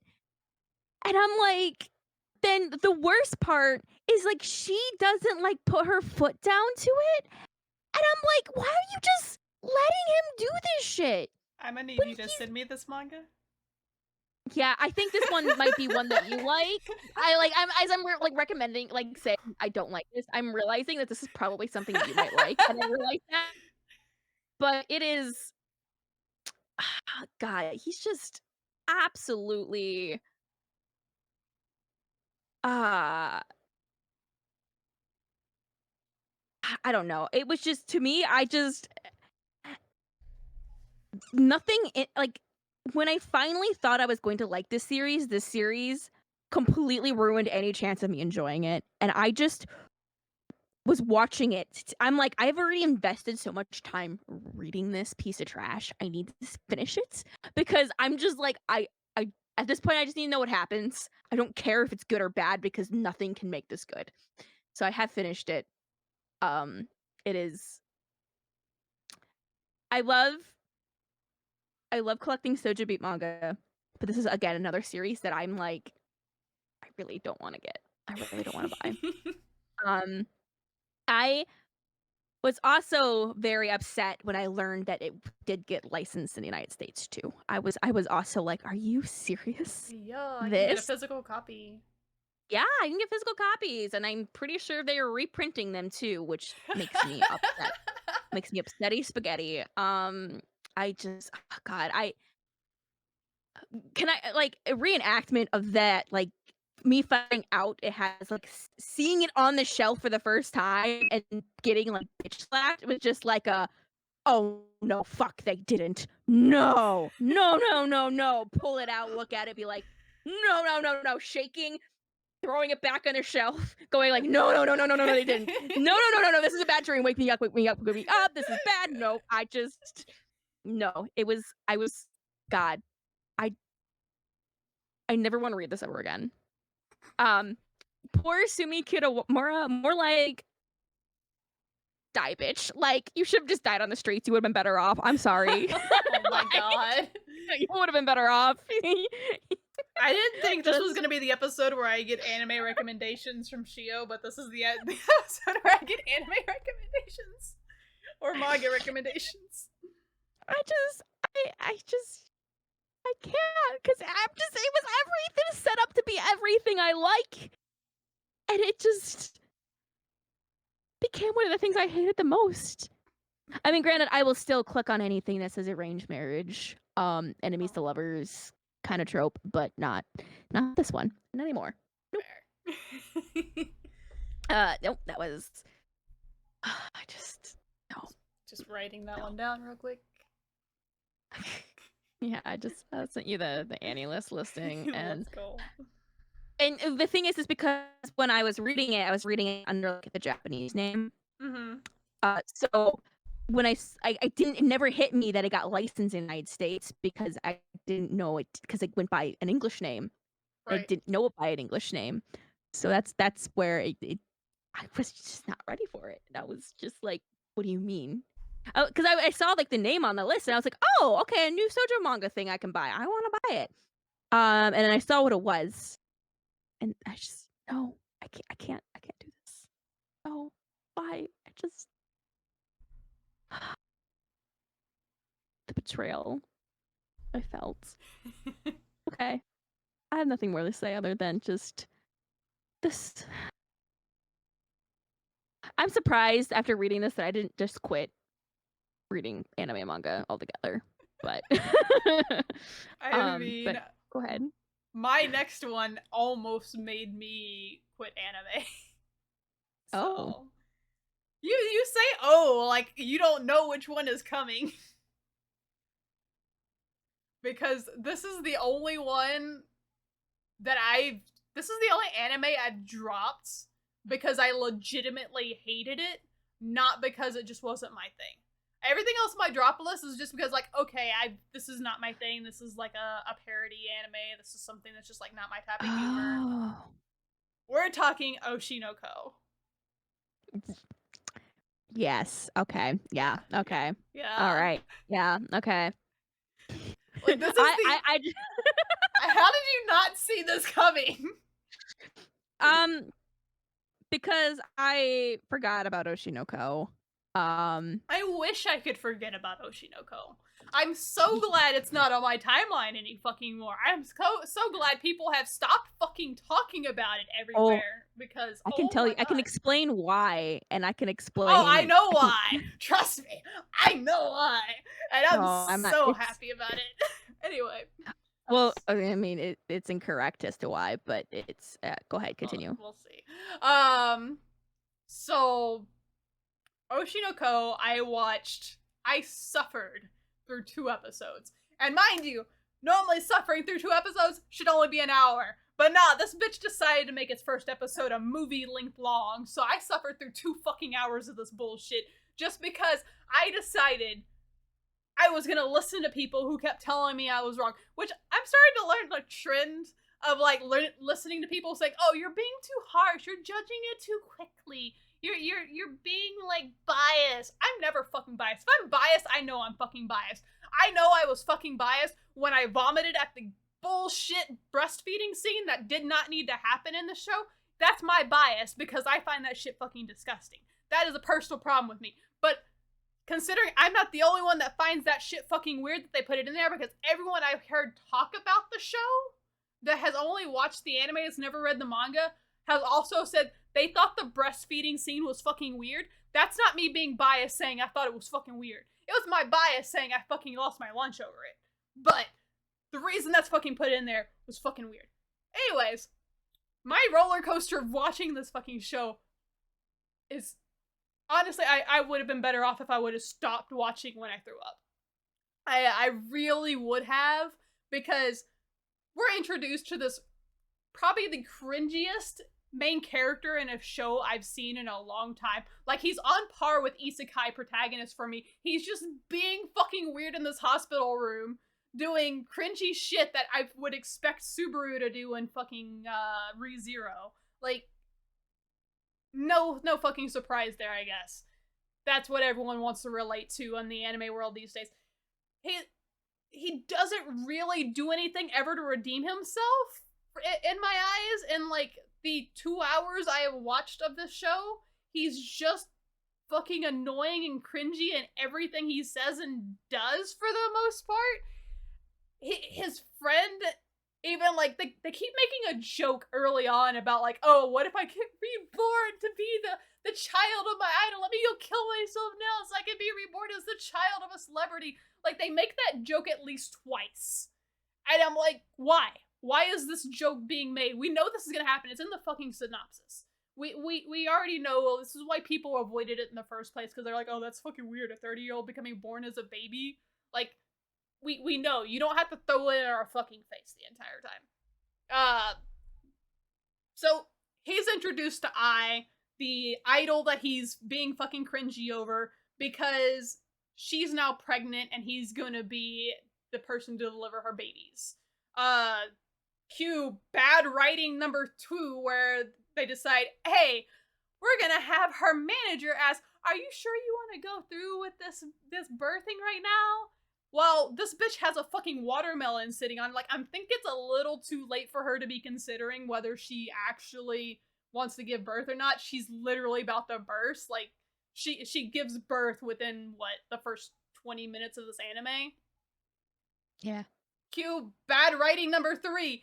He meets with this weird stranger in the fucking park at in the dark time, like outside the hospital, in the hospital area or whatever, and this dude knows all this information about and instead of just being like a normal fucking doctor, he's like, oh, how do you know this idol's secret name? And how do you know that she's at this hospital? How do you have all this information? Like, great job. You just fucking confirmed all the information, dumbass. Good fucking job. Glad you died. Sad you got reborn as a freaking child. Now I gotta deal with you for the next hour of the series. Cue all the also really confusing baby shit that's just I'll get rid of my bias of like I don't like baby shit. I don't like hearing the baby talk. I don't like seeing the breastfeeding scene. It was fucking weird. But they don't even offer any continuity throughout any of this series of what these babies can do. These babies can fucking talk. They talk to the fucking manager bitch who's or weird lady who's being fucking rude or whatever the fuck she was. They literally talk to her, and they can use a phone and a television remote, but they can't have the gall to go and not shit their pants. I don't understand. He's so concerned about like, oh, I can't breastfeed from her because it's fucking weird, but my sister can. But I still want to have her change my diaper because I don't want to go use the fucking toilet for some fucking reason. Don't understand where they're drawing the line between the realism and where they're not. What fucking ever. This is supposed to be a like in-depth realistic look at the idol industry, so I guess no other realism fucking matters.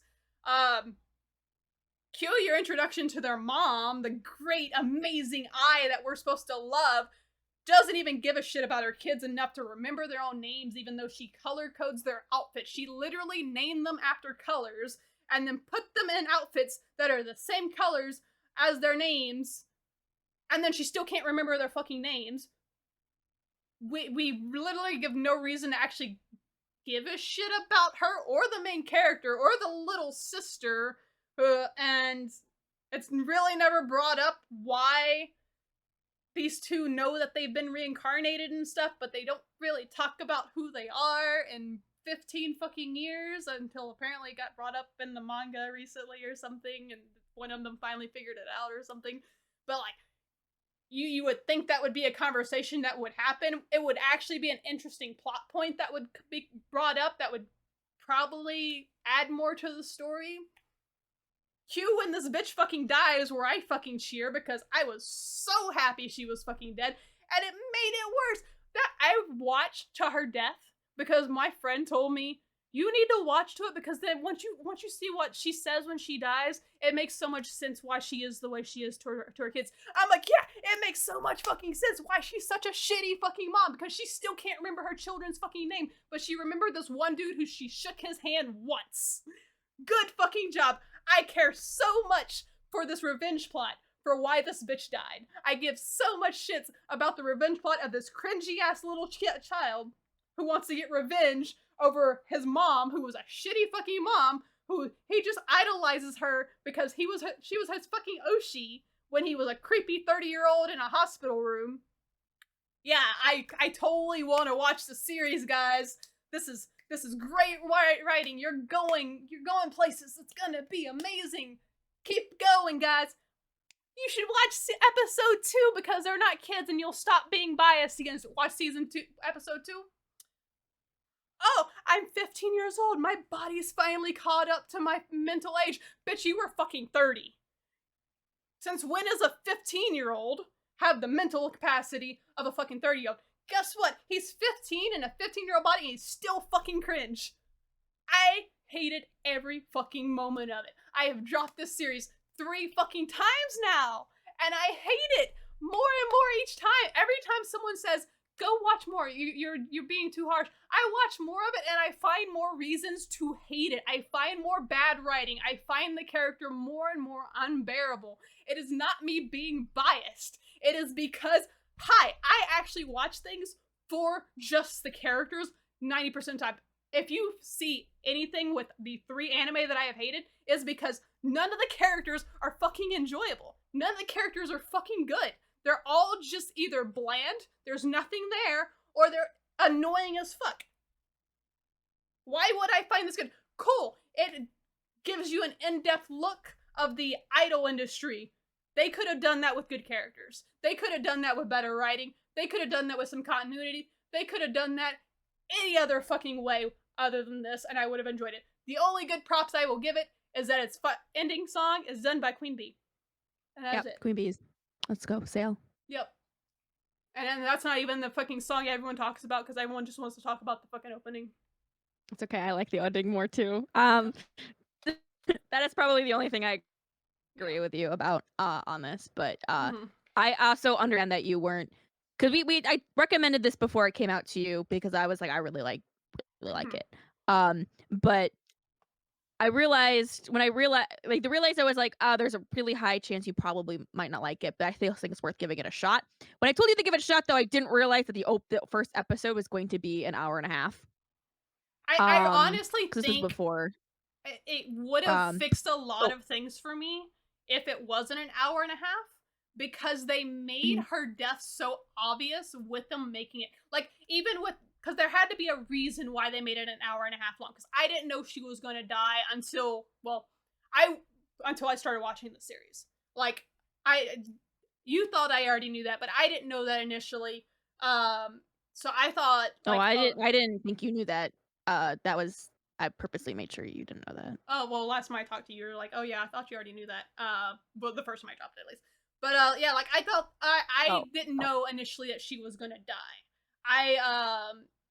But when you give me this weird fucking dialogue in the dark with this doctor, I'm like, why is he giving so much like exposition and so much attention to this dude? Why is this gonna happen? Oh, he's probably gonna kill her, isn't it? This is why it's a revenge story. Okay, this makes sense. This is why this dude's gonna fucking kill her. And in case you don't fucking get it, 20 minutes later, they flash to this dude again, being fucking weird at a computer, being all like, how dare she lie to me, blah, blah, blah, I'm an incel. And I'm like, oh, cool, they're giving more attention to him. He's gonna fucking kill her. Great. That, like, they literally, like, they don't even make it subtle. They literally force feed it to you by one, making the episode an hour and a half, but two, also giving so much attention to this dude and how much information he has multiple times within the episode for no reason. They could have made this so subtle. They could have made it such a shock. The fact that people were shocked by this, uh, in my opinion, are because the only people I know that were like actually shocked by the death at the end are the same people who are like, oh, I watch isekais because I can turn off my brain and enjoy it because they don't like paying attention to anything. As someone that actually pays attention to anime, like it's so fucking force fed down my throat. I was like, why do I need to watch the end of the episode? I know she fucking dies. I'm happy she fucking dies. She's a shitty fucking mom. I want her gone from this anime. I also can you take the kids with you? Well, actually, the little girl didn't do anything, but the main dude's fucking cringy. Little girl's really creepy too, with her whole like breastfeeding kink shit going on. But she was like 12 when she died, so what's whatever. yeah. Uh, what I was trying to say is I knew there was a chance you weren't gonna like it, Mm-hmm. when because we had a conversation because we were talking about Kaguya-sama Love is War, and I Yeah. remember you saying you didn't really like it because you didn't like the kind of humor. I'd That's when never I was give it a like, shot. It "Oh." wasn't as much that I didn't like the humor. I didn't like Kaguya-sama because it's literally the whole, oh, are we or aren't we? Are we or aren't we? Are we or aren't we? Like for like 2 seasons, 3 seasons. I'm like, I just do it. I don't like the I want a romance where they can do that a couple times, but you can't make that the entire gimmick of the show because that's again that's the show ends when they finally get together, and that's Yeah. not a romance for me. That's just like, okay, that's a slice of life that ends with on a romantic note. Great. Like, But, that's what Kaguya-sama's whole plot is. But yeah. what my point was, like, 'cause, Mhm. like, I understand that about you. Yeah. So, my point is, though, is, like, that style of writing, though, where Hmm. they can do that twist and keep it going to keep people's attention for that long. Yeah. Um, I knew that I went, "Oh, okay, you don't like that writing style." And that's kinda where I was like I always say still give it a shot because I Yeah. remember I told you, if you don't like it after the first episode, which granted, I didn't know it was gonna be an hour and a half, um, I didn't think you were gonna like the whole series. Because if you don't like episode 1, you're not gonna like the whole series. Like, Yeah. that's just, like because the whole writing style is the same throughout, I don't despite even the get lack of that. teams. I don't even get that from here, honestly. Because there was no ass pulling of back and forth. It was because there was no force. Oh, yeah. It was No, just, it was just a conversation I remember happening because it wasn't that in mhm. particular, but there was something you said that made me realize that it was just like you did not mesh with that style of writing. Aw. It was I don't remember or you know my memory, but I don't remember what detail was, but I do remember having that like, "Oh, she doesn't really like that style of writing." Because I that's just, like because, like, the style because you can feel that style of writing, like, it's weird because I you can feel it in it, but it's different. It's just something I can't explain it very well because, mhm. like, you said you haven't watched a whole lot of Kaguya-sama Love is War, I haven't watched any. I um, have no intention any of to. it. Yeah, but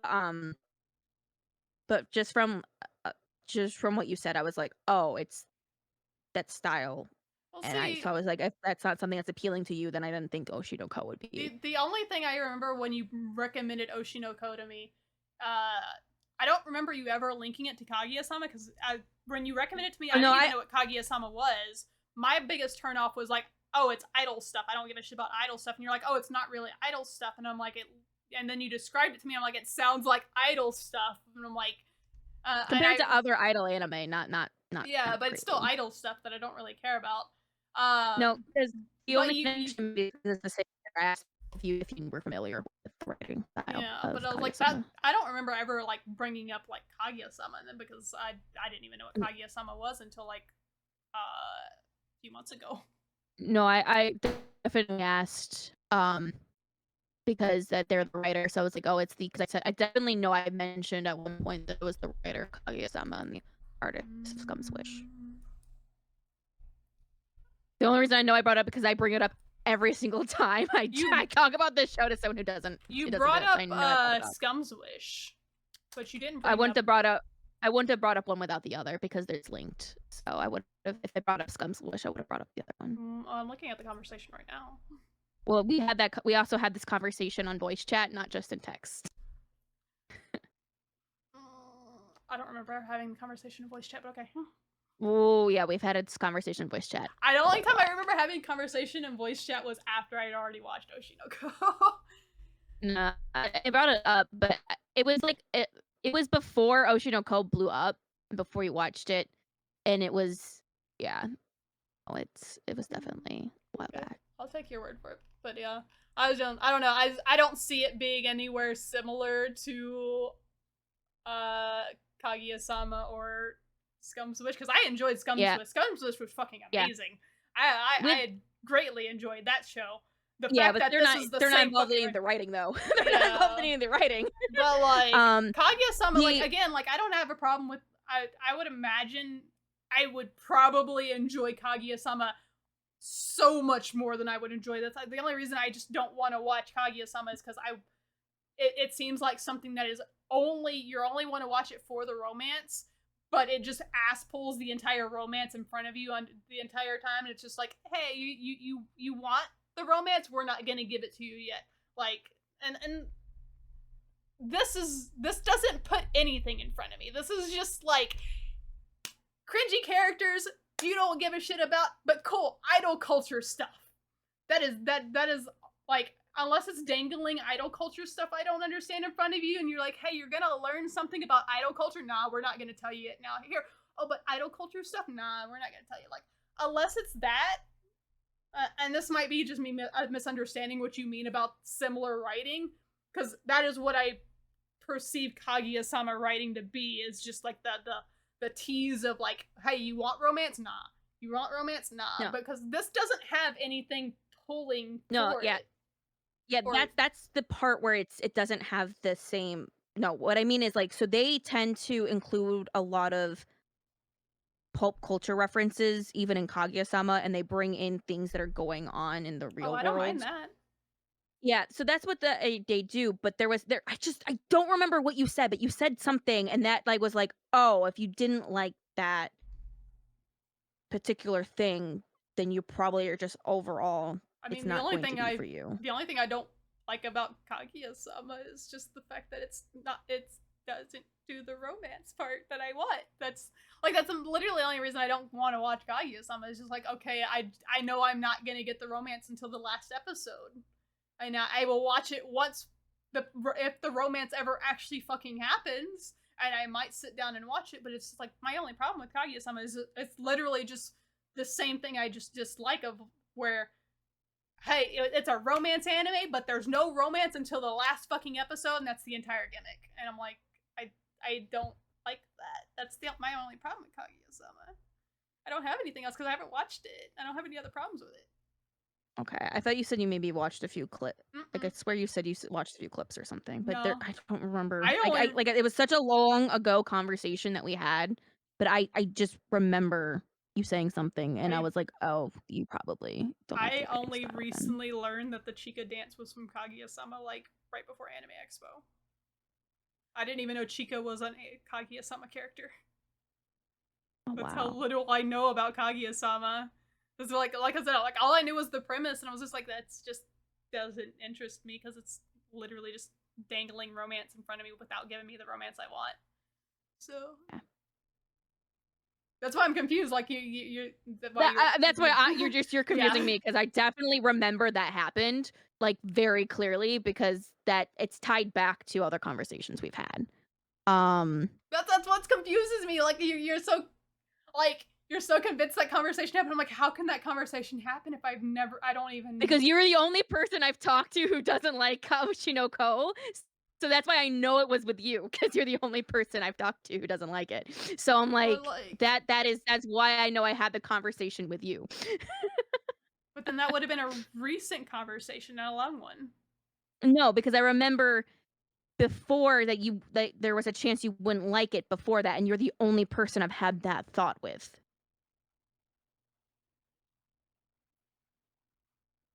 I still don't So like I still because I didn't even know what Kaguya-sama was back then because that was last year. That was before we even planned the podcast.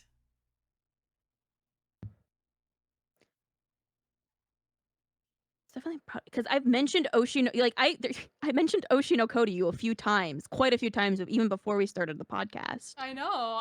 When you first recommended it to me, it was before the podcast because you were telling me that it was going to get an anime, and you're like, "Oh, this manga is great. It's getting an anime or Yeah, whatever." But that and was that's where I mentioned where it was like what the author and everything was by and everything, and that's when I would have brought it up. And that's when I would have had that yeah, but I conversation. didn't That's when know we what would have had that conversation. I didn't know what Kaguya-sama was back then. That's what I'm saying. So like you could have brought up Kaguya-sama, but I had no idea what Kaguya-sama was back then. So there wouldn't have been me complaining about anything about Kaguya-sama because I didn't know what it was. I remember you talking about Kaguya-sama because I asked if you were like knew what Kaguya-sama was, and I remember you mentioned something about it. I remember you mentioned you weren't as familiar with it. I do remember that, but I don't remember. No. But you knew enough. You knew what it was and enough about it, though. Hold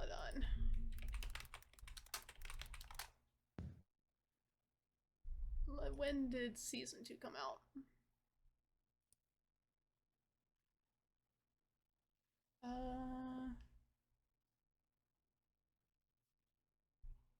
The movie I think came out last year.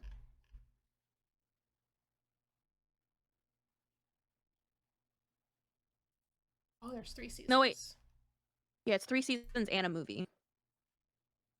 Okay, so it would have been. I didn't learn about Kaguya-sama until season 3 because it would have been the latest season, which is April 9th, 2022. And our conversation on Oshi no Ko was 2 months before then. And I didn't find out about Kaguya-sama until after Kaguya-sama in season 3 ended. I'm just saying it was a conversation that we I'm had. just saying there's no way I could have known what Kaguya-sama was. I mean, I brought it up, so it is what it is. So Yeah, but it's fine. It's fine. We're off topic. Your last one. okay. Okay. Yeah. So I'm gonna give a little backstory of this one before I tell you what it is. So I was new to anime and manga, and I had moved, and I was like very new. Like I'm talking like I only had checked out maybe like 30 series. To me, that's very new. To me, that's very new. Oh, I would agree. So I was like, okay, and that's like with manga and anime. Mhm. So I was at a used bookstore and they were selling a bunch of Japanese manga. And I was like so like and I was like, "Ooh!" Like it was very like early, like you're in an actual weeb stage kind of. Mhm. And I was like and the art was so pretty and I really wanted it, but I had no idea what it was. I was like and I just remembered the covers, they were so pretty and I wanted all of them. I flipped through them, they looked really pretty, they were a little spicy. And, I was like, "Oh my god, I really, really wanna read this. I really, really wanna read this." Years later, I found it online and found out what the title was. Oh. Um, so the Japanese title is Boku wa Imouto ni Koe o Suru, or Secret Sweethearts. The English title is I Love My Little Sister. Oh my god. And I read it. I did. I went I the reason I read it The reason I read this was because I read a work this is how I found this work, is I read another work by this author, and I really liked that work. It just, like, hit it's not something I, like, recommend to other people, but it's, like, something that, like, hit my heartstrings just right. It made me Mhm. cry a lot. Um, and that series has a cameo by one of the characters in the series. Right. So, so that's how I found this one. And then I was like, "Oh my god," I looked at the cover and I was like, "Oh, this is the series. This is the one from that day." And I was super excited, and then I saw the title. Um, so essentially, it is about these twins who,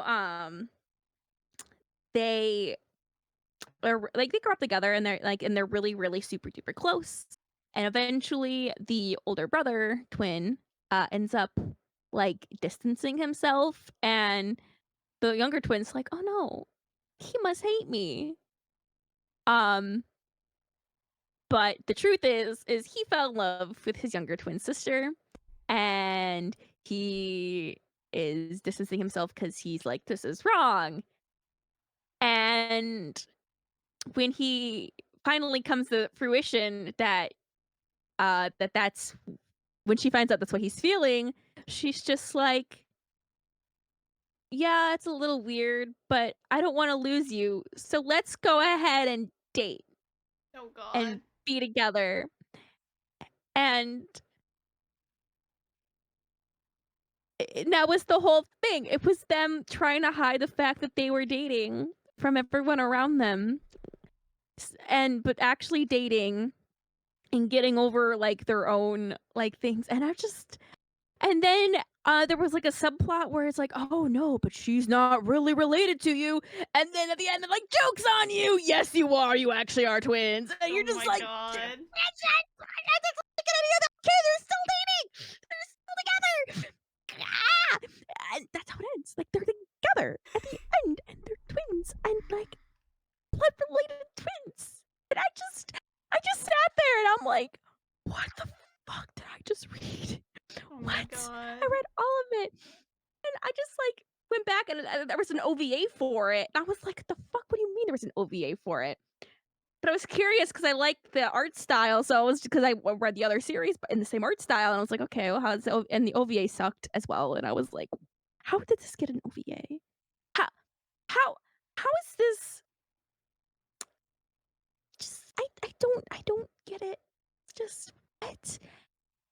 And, like, he's not likable either, like, either they're super duper clean to each other or he's just an asshole to everyone, and she's not smart, she's dumb as rocks, and she just goes along with whatever he says and doesn't really think for herself at all. And I hated every moment of this, and it was absolute garbage. And it Lord. makes me so mad that this is the same author who wrote something that I really, really liked. I was like, I don't know, I just can't. And the pure disappointment and being so excited to finally find this really pretty looking manga, only to find out is it a twin incest manga. I just and like spicy. Shit happens. Like, it's not good. And I was just really hoping at the end they'd be like, "Psych!" And they weren't. They weren't. Yeah. And,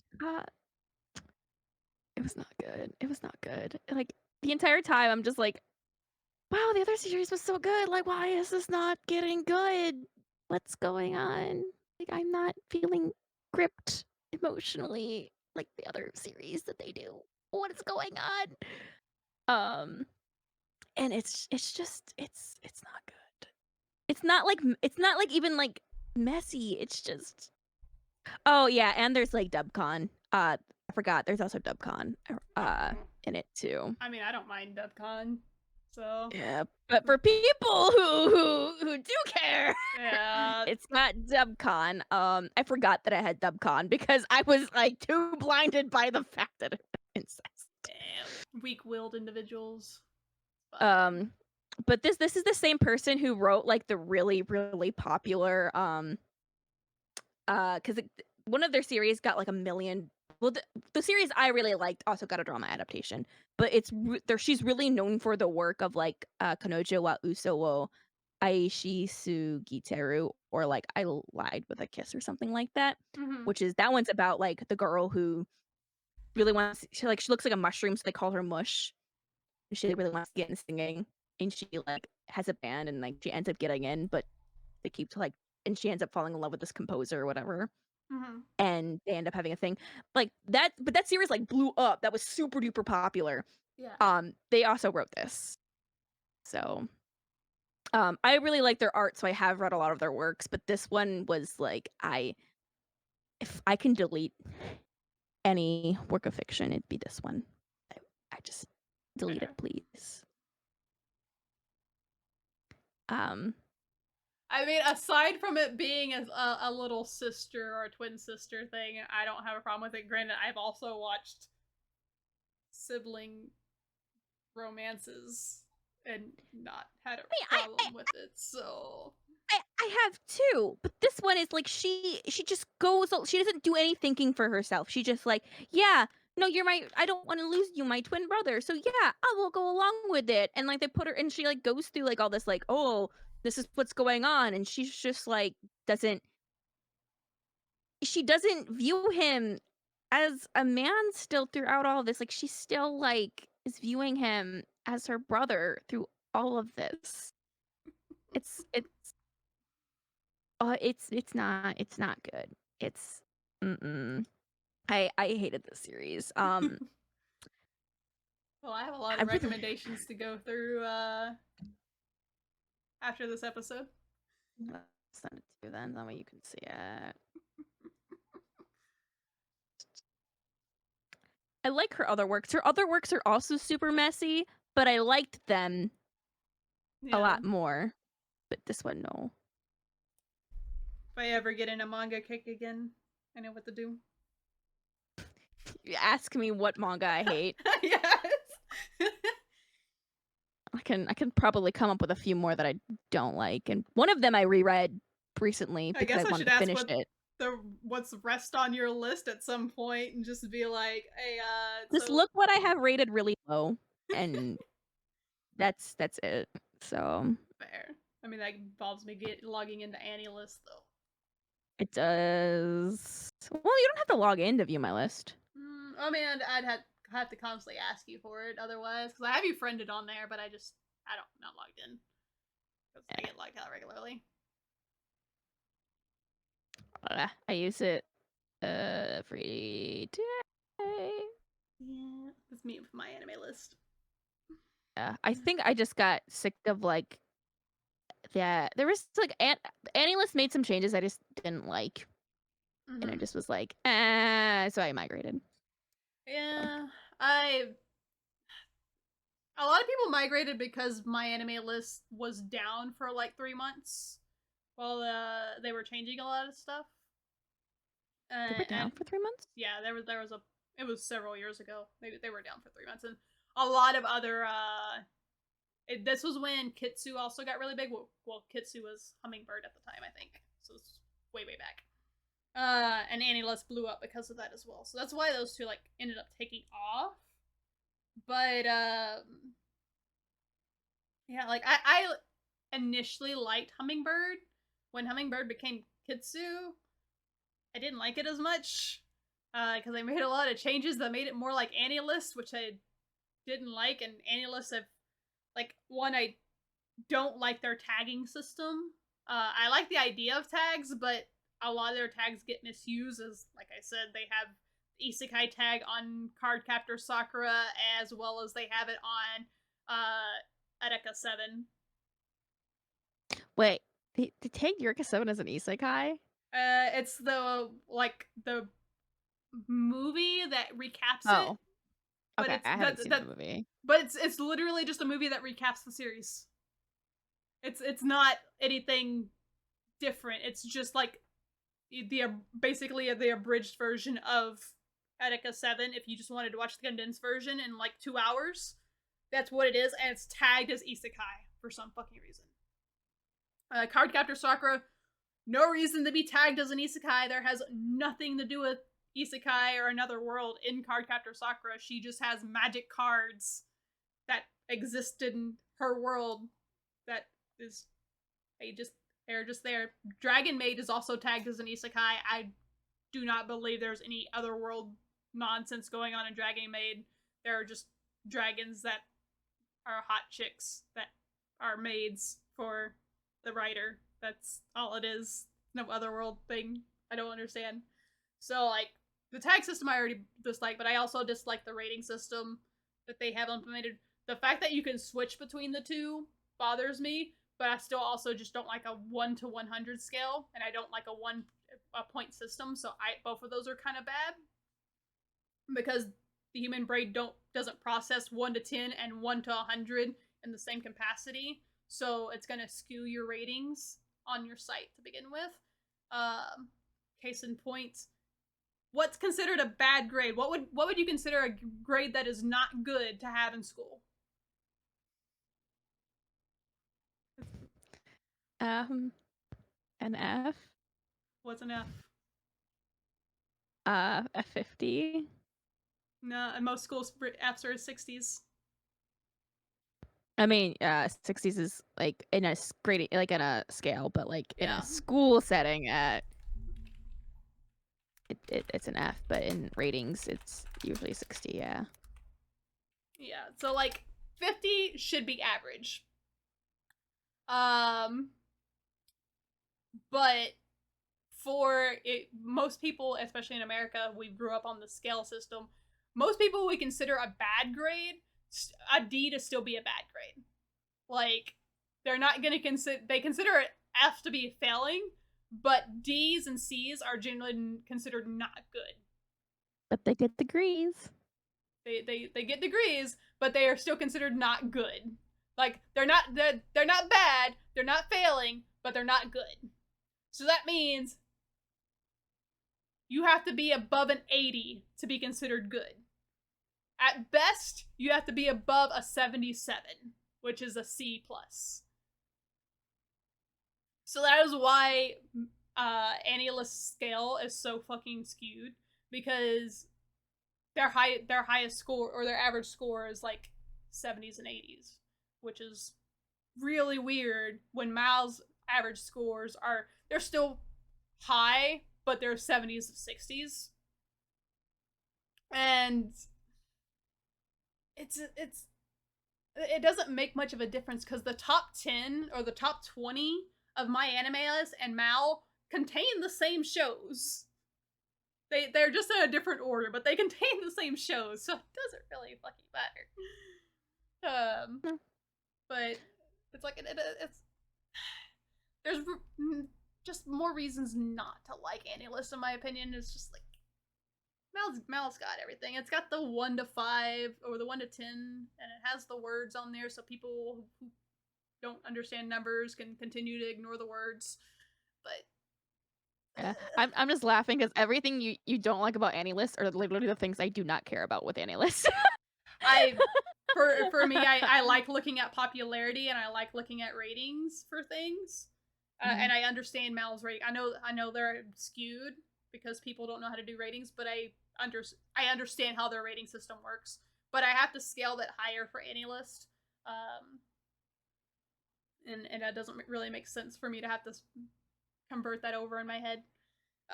There's really no other reason other than that, other than like I want to add things to my list easily, and AniList UI is kind of ass for that. It's kind of hard to go through and try and find anime that I'm looking for because sometimes I type things in and it doesn't give me the thing I'm looking for. When I converted my anime list over to Mal or over to AniList, there were 8 anime that it could not find in the database at all.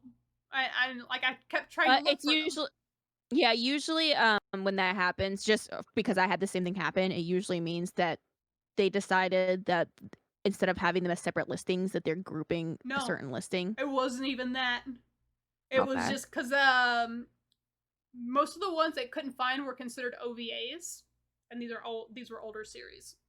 And I've noticed this a lot with a lot of older series on AniList. They're older, especially OVAs or movies, because I look for them with the Japanese name or the English name. Doesn't matter. I can't fucking find them. They're so fucking specific on how their spelling is on there that it'll just automatically boot it off the list for some fucking reason.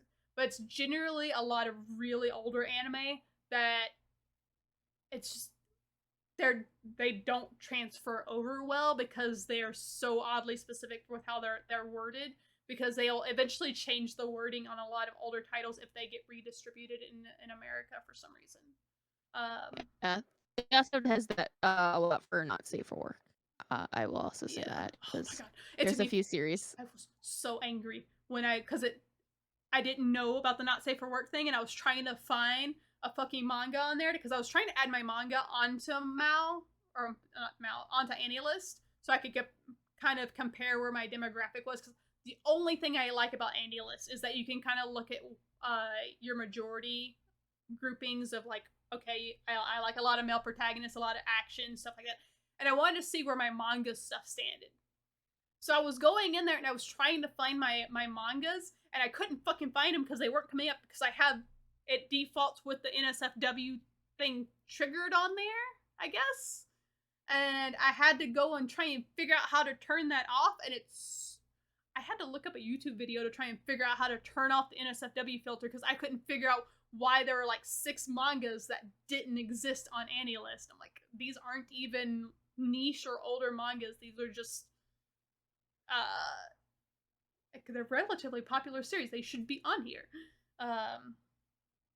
Yeah, so I had to figure that out, and I was like, this bullshit. Like, don't give me a not safe for work filter. Just I'm on the internet. I'm an adult. If I'm not an adult, I shouldn't be on the internet. Children shouldn't be on the internet. That's a parenting problem. It was frustrating. It's like their user UI is just so aggravating for no reason, and I'm like, just make it easy. And my anime list has everything just kind of neatly tabbed everywhere. You can just click on the tab you want and find everything easily, and it's got everything sorted for everything. That's all I want in life. Anyways, unless you have any final thoughts, we can close out the episode here. No, not really. All right. Just yeah, there's a lot of stuff that's out there that like we don't like. It doesn't mean that when we like it, we think it's bad, but Mm-hmm. people can have different opinions about them. So, Well, for you, if I hate it, you cannot have a different opinion than me. yeah, well, I have a different opinion than you. So, But just because like I say I don't like something, just because I say like yeah I hate the conversation revolving around isekai. I hate people talking about it.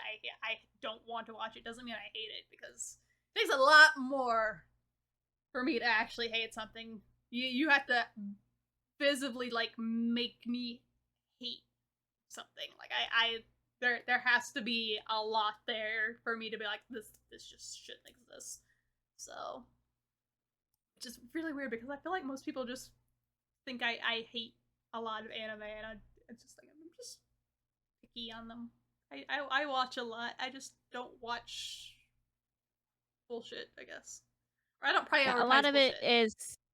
Yeah, I think a lot of it is that people keep giving you the same stuff over and over again, and it's like, "I'm not interested in this," and it keeps Yeah. getting thrown in your face I all the do I time. do double down a lot with cuz I first time you tell me you should watch JJK. Not really my thing. Second time you tell me to watch JJK. Still not going to do it.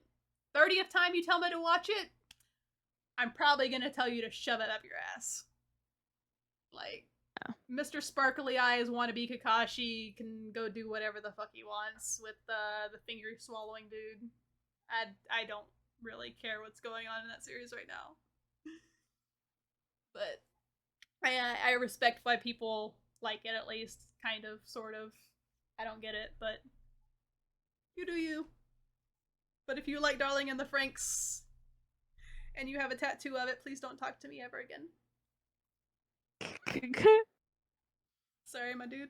Anyway, so if you like the episode, that's your first episode. I'm sorry you decided to click on this episode as your first You episode. decided they clicked on the episode with, like, the most negativity with, like, the weird pocket of positivity in the middle. Yeah.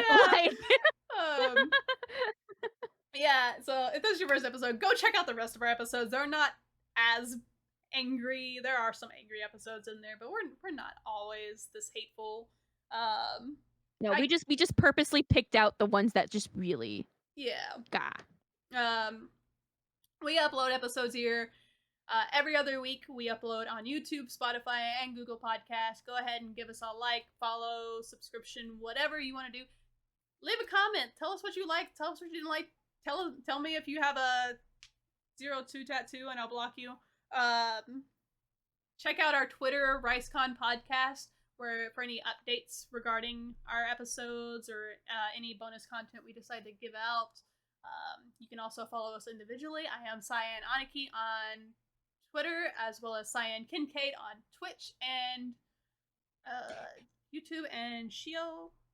I'm Lady Shio on Twitter. I am Shiorins on Discord, and then most social media websites I'm Shiorins or Shiorins, and on I think only YouTube I'm Shiori Surumiya. So Yeah, go ahead and check out our other stuff. And if you have any comments, any criticisms, or any praises, feel free to give them to us. Tell your friends, because that's the best way to get podcast news out there, because long form content is really hard to push out. So we appreciate if you recommend us to your friends that you think will either hate or love our content. yeah, and in the politest way possible, tell us what is your least favorite anime in the comments. Why are they gotta be polite? They can yell it at me. Oh, I meant, like, if they're gonna, like, understand these are people's, like, don't, like, if you're gonna interact with these comments, be polite. Like, people can say what they want, but don't, like, start a war, and, like, that's what I mean, like, don't, like, get into, like, an impolite argument. Like, I people kind are of allowed want to to not start like a stuff. war. There's already wars starting. Anyways, bye guys. See y'all in 2 weeks. Alright, bye.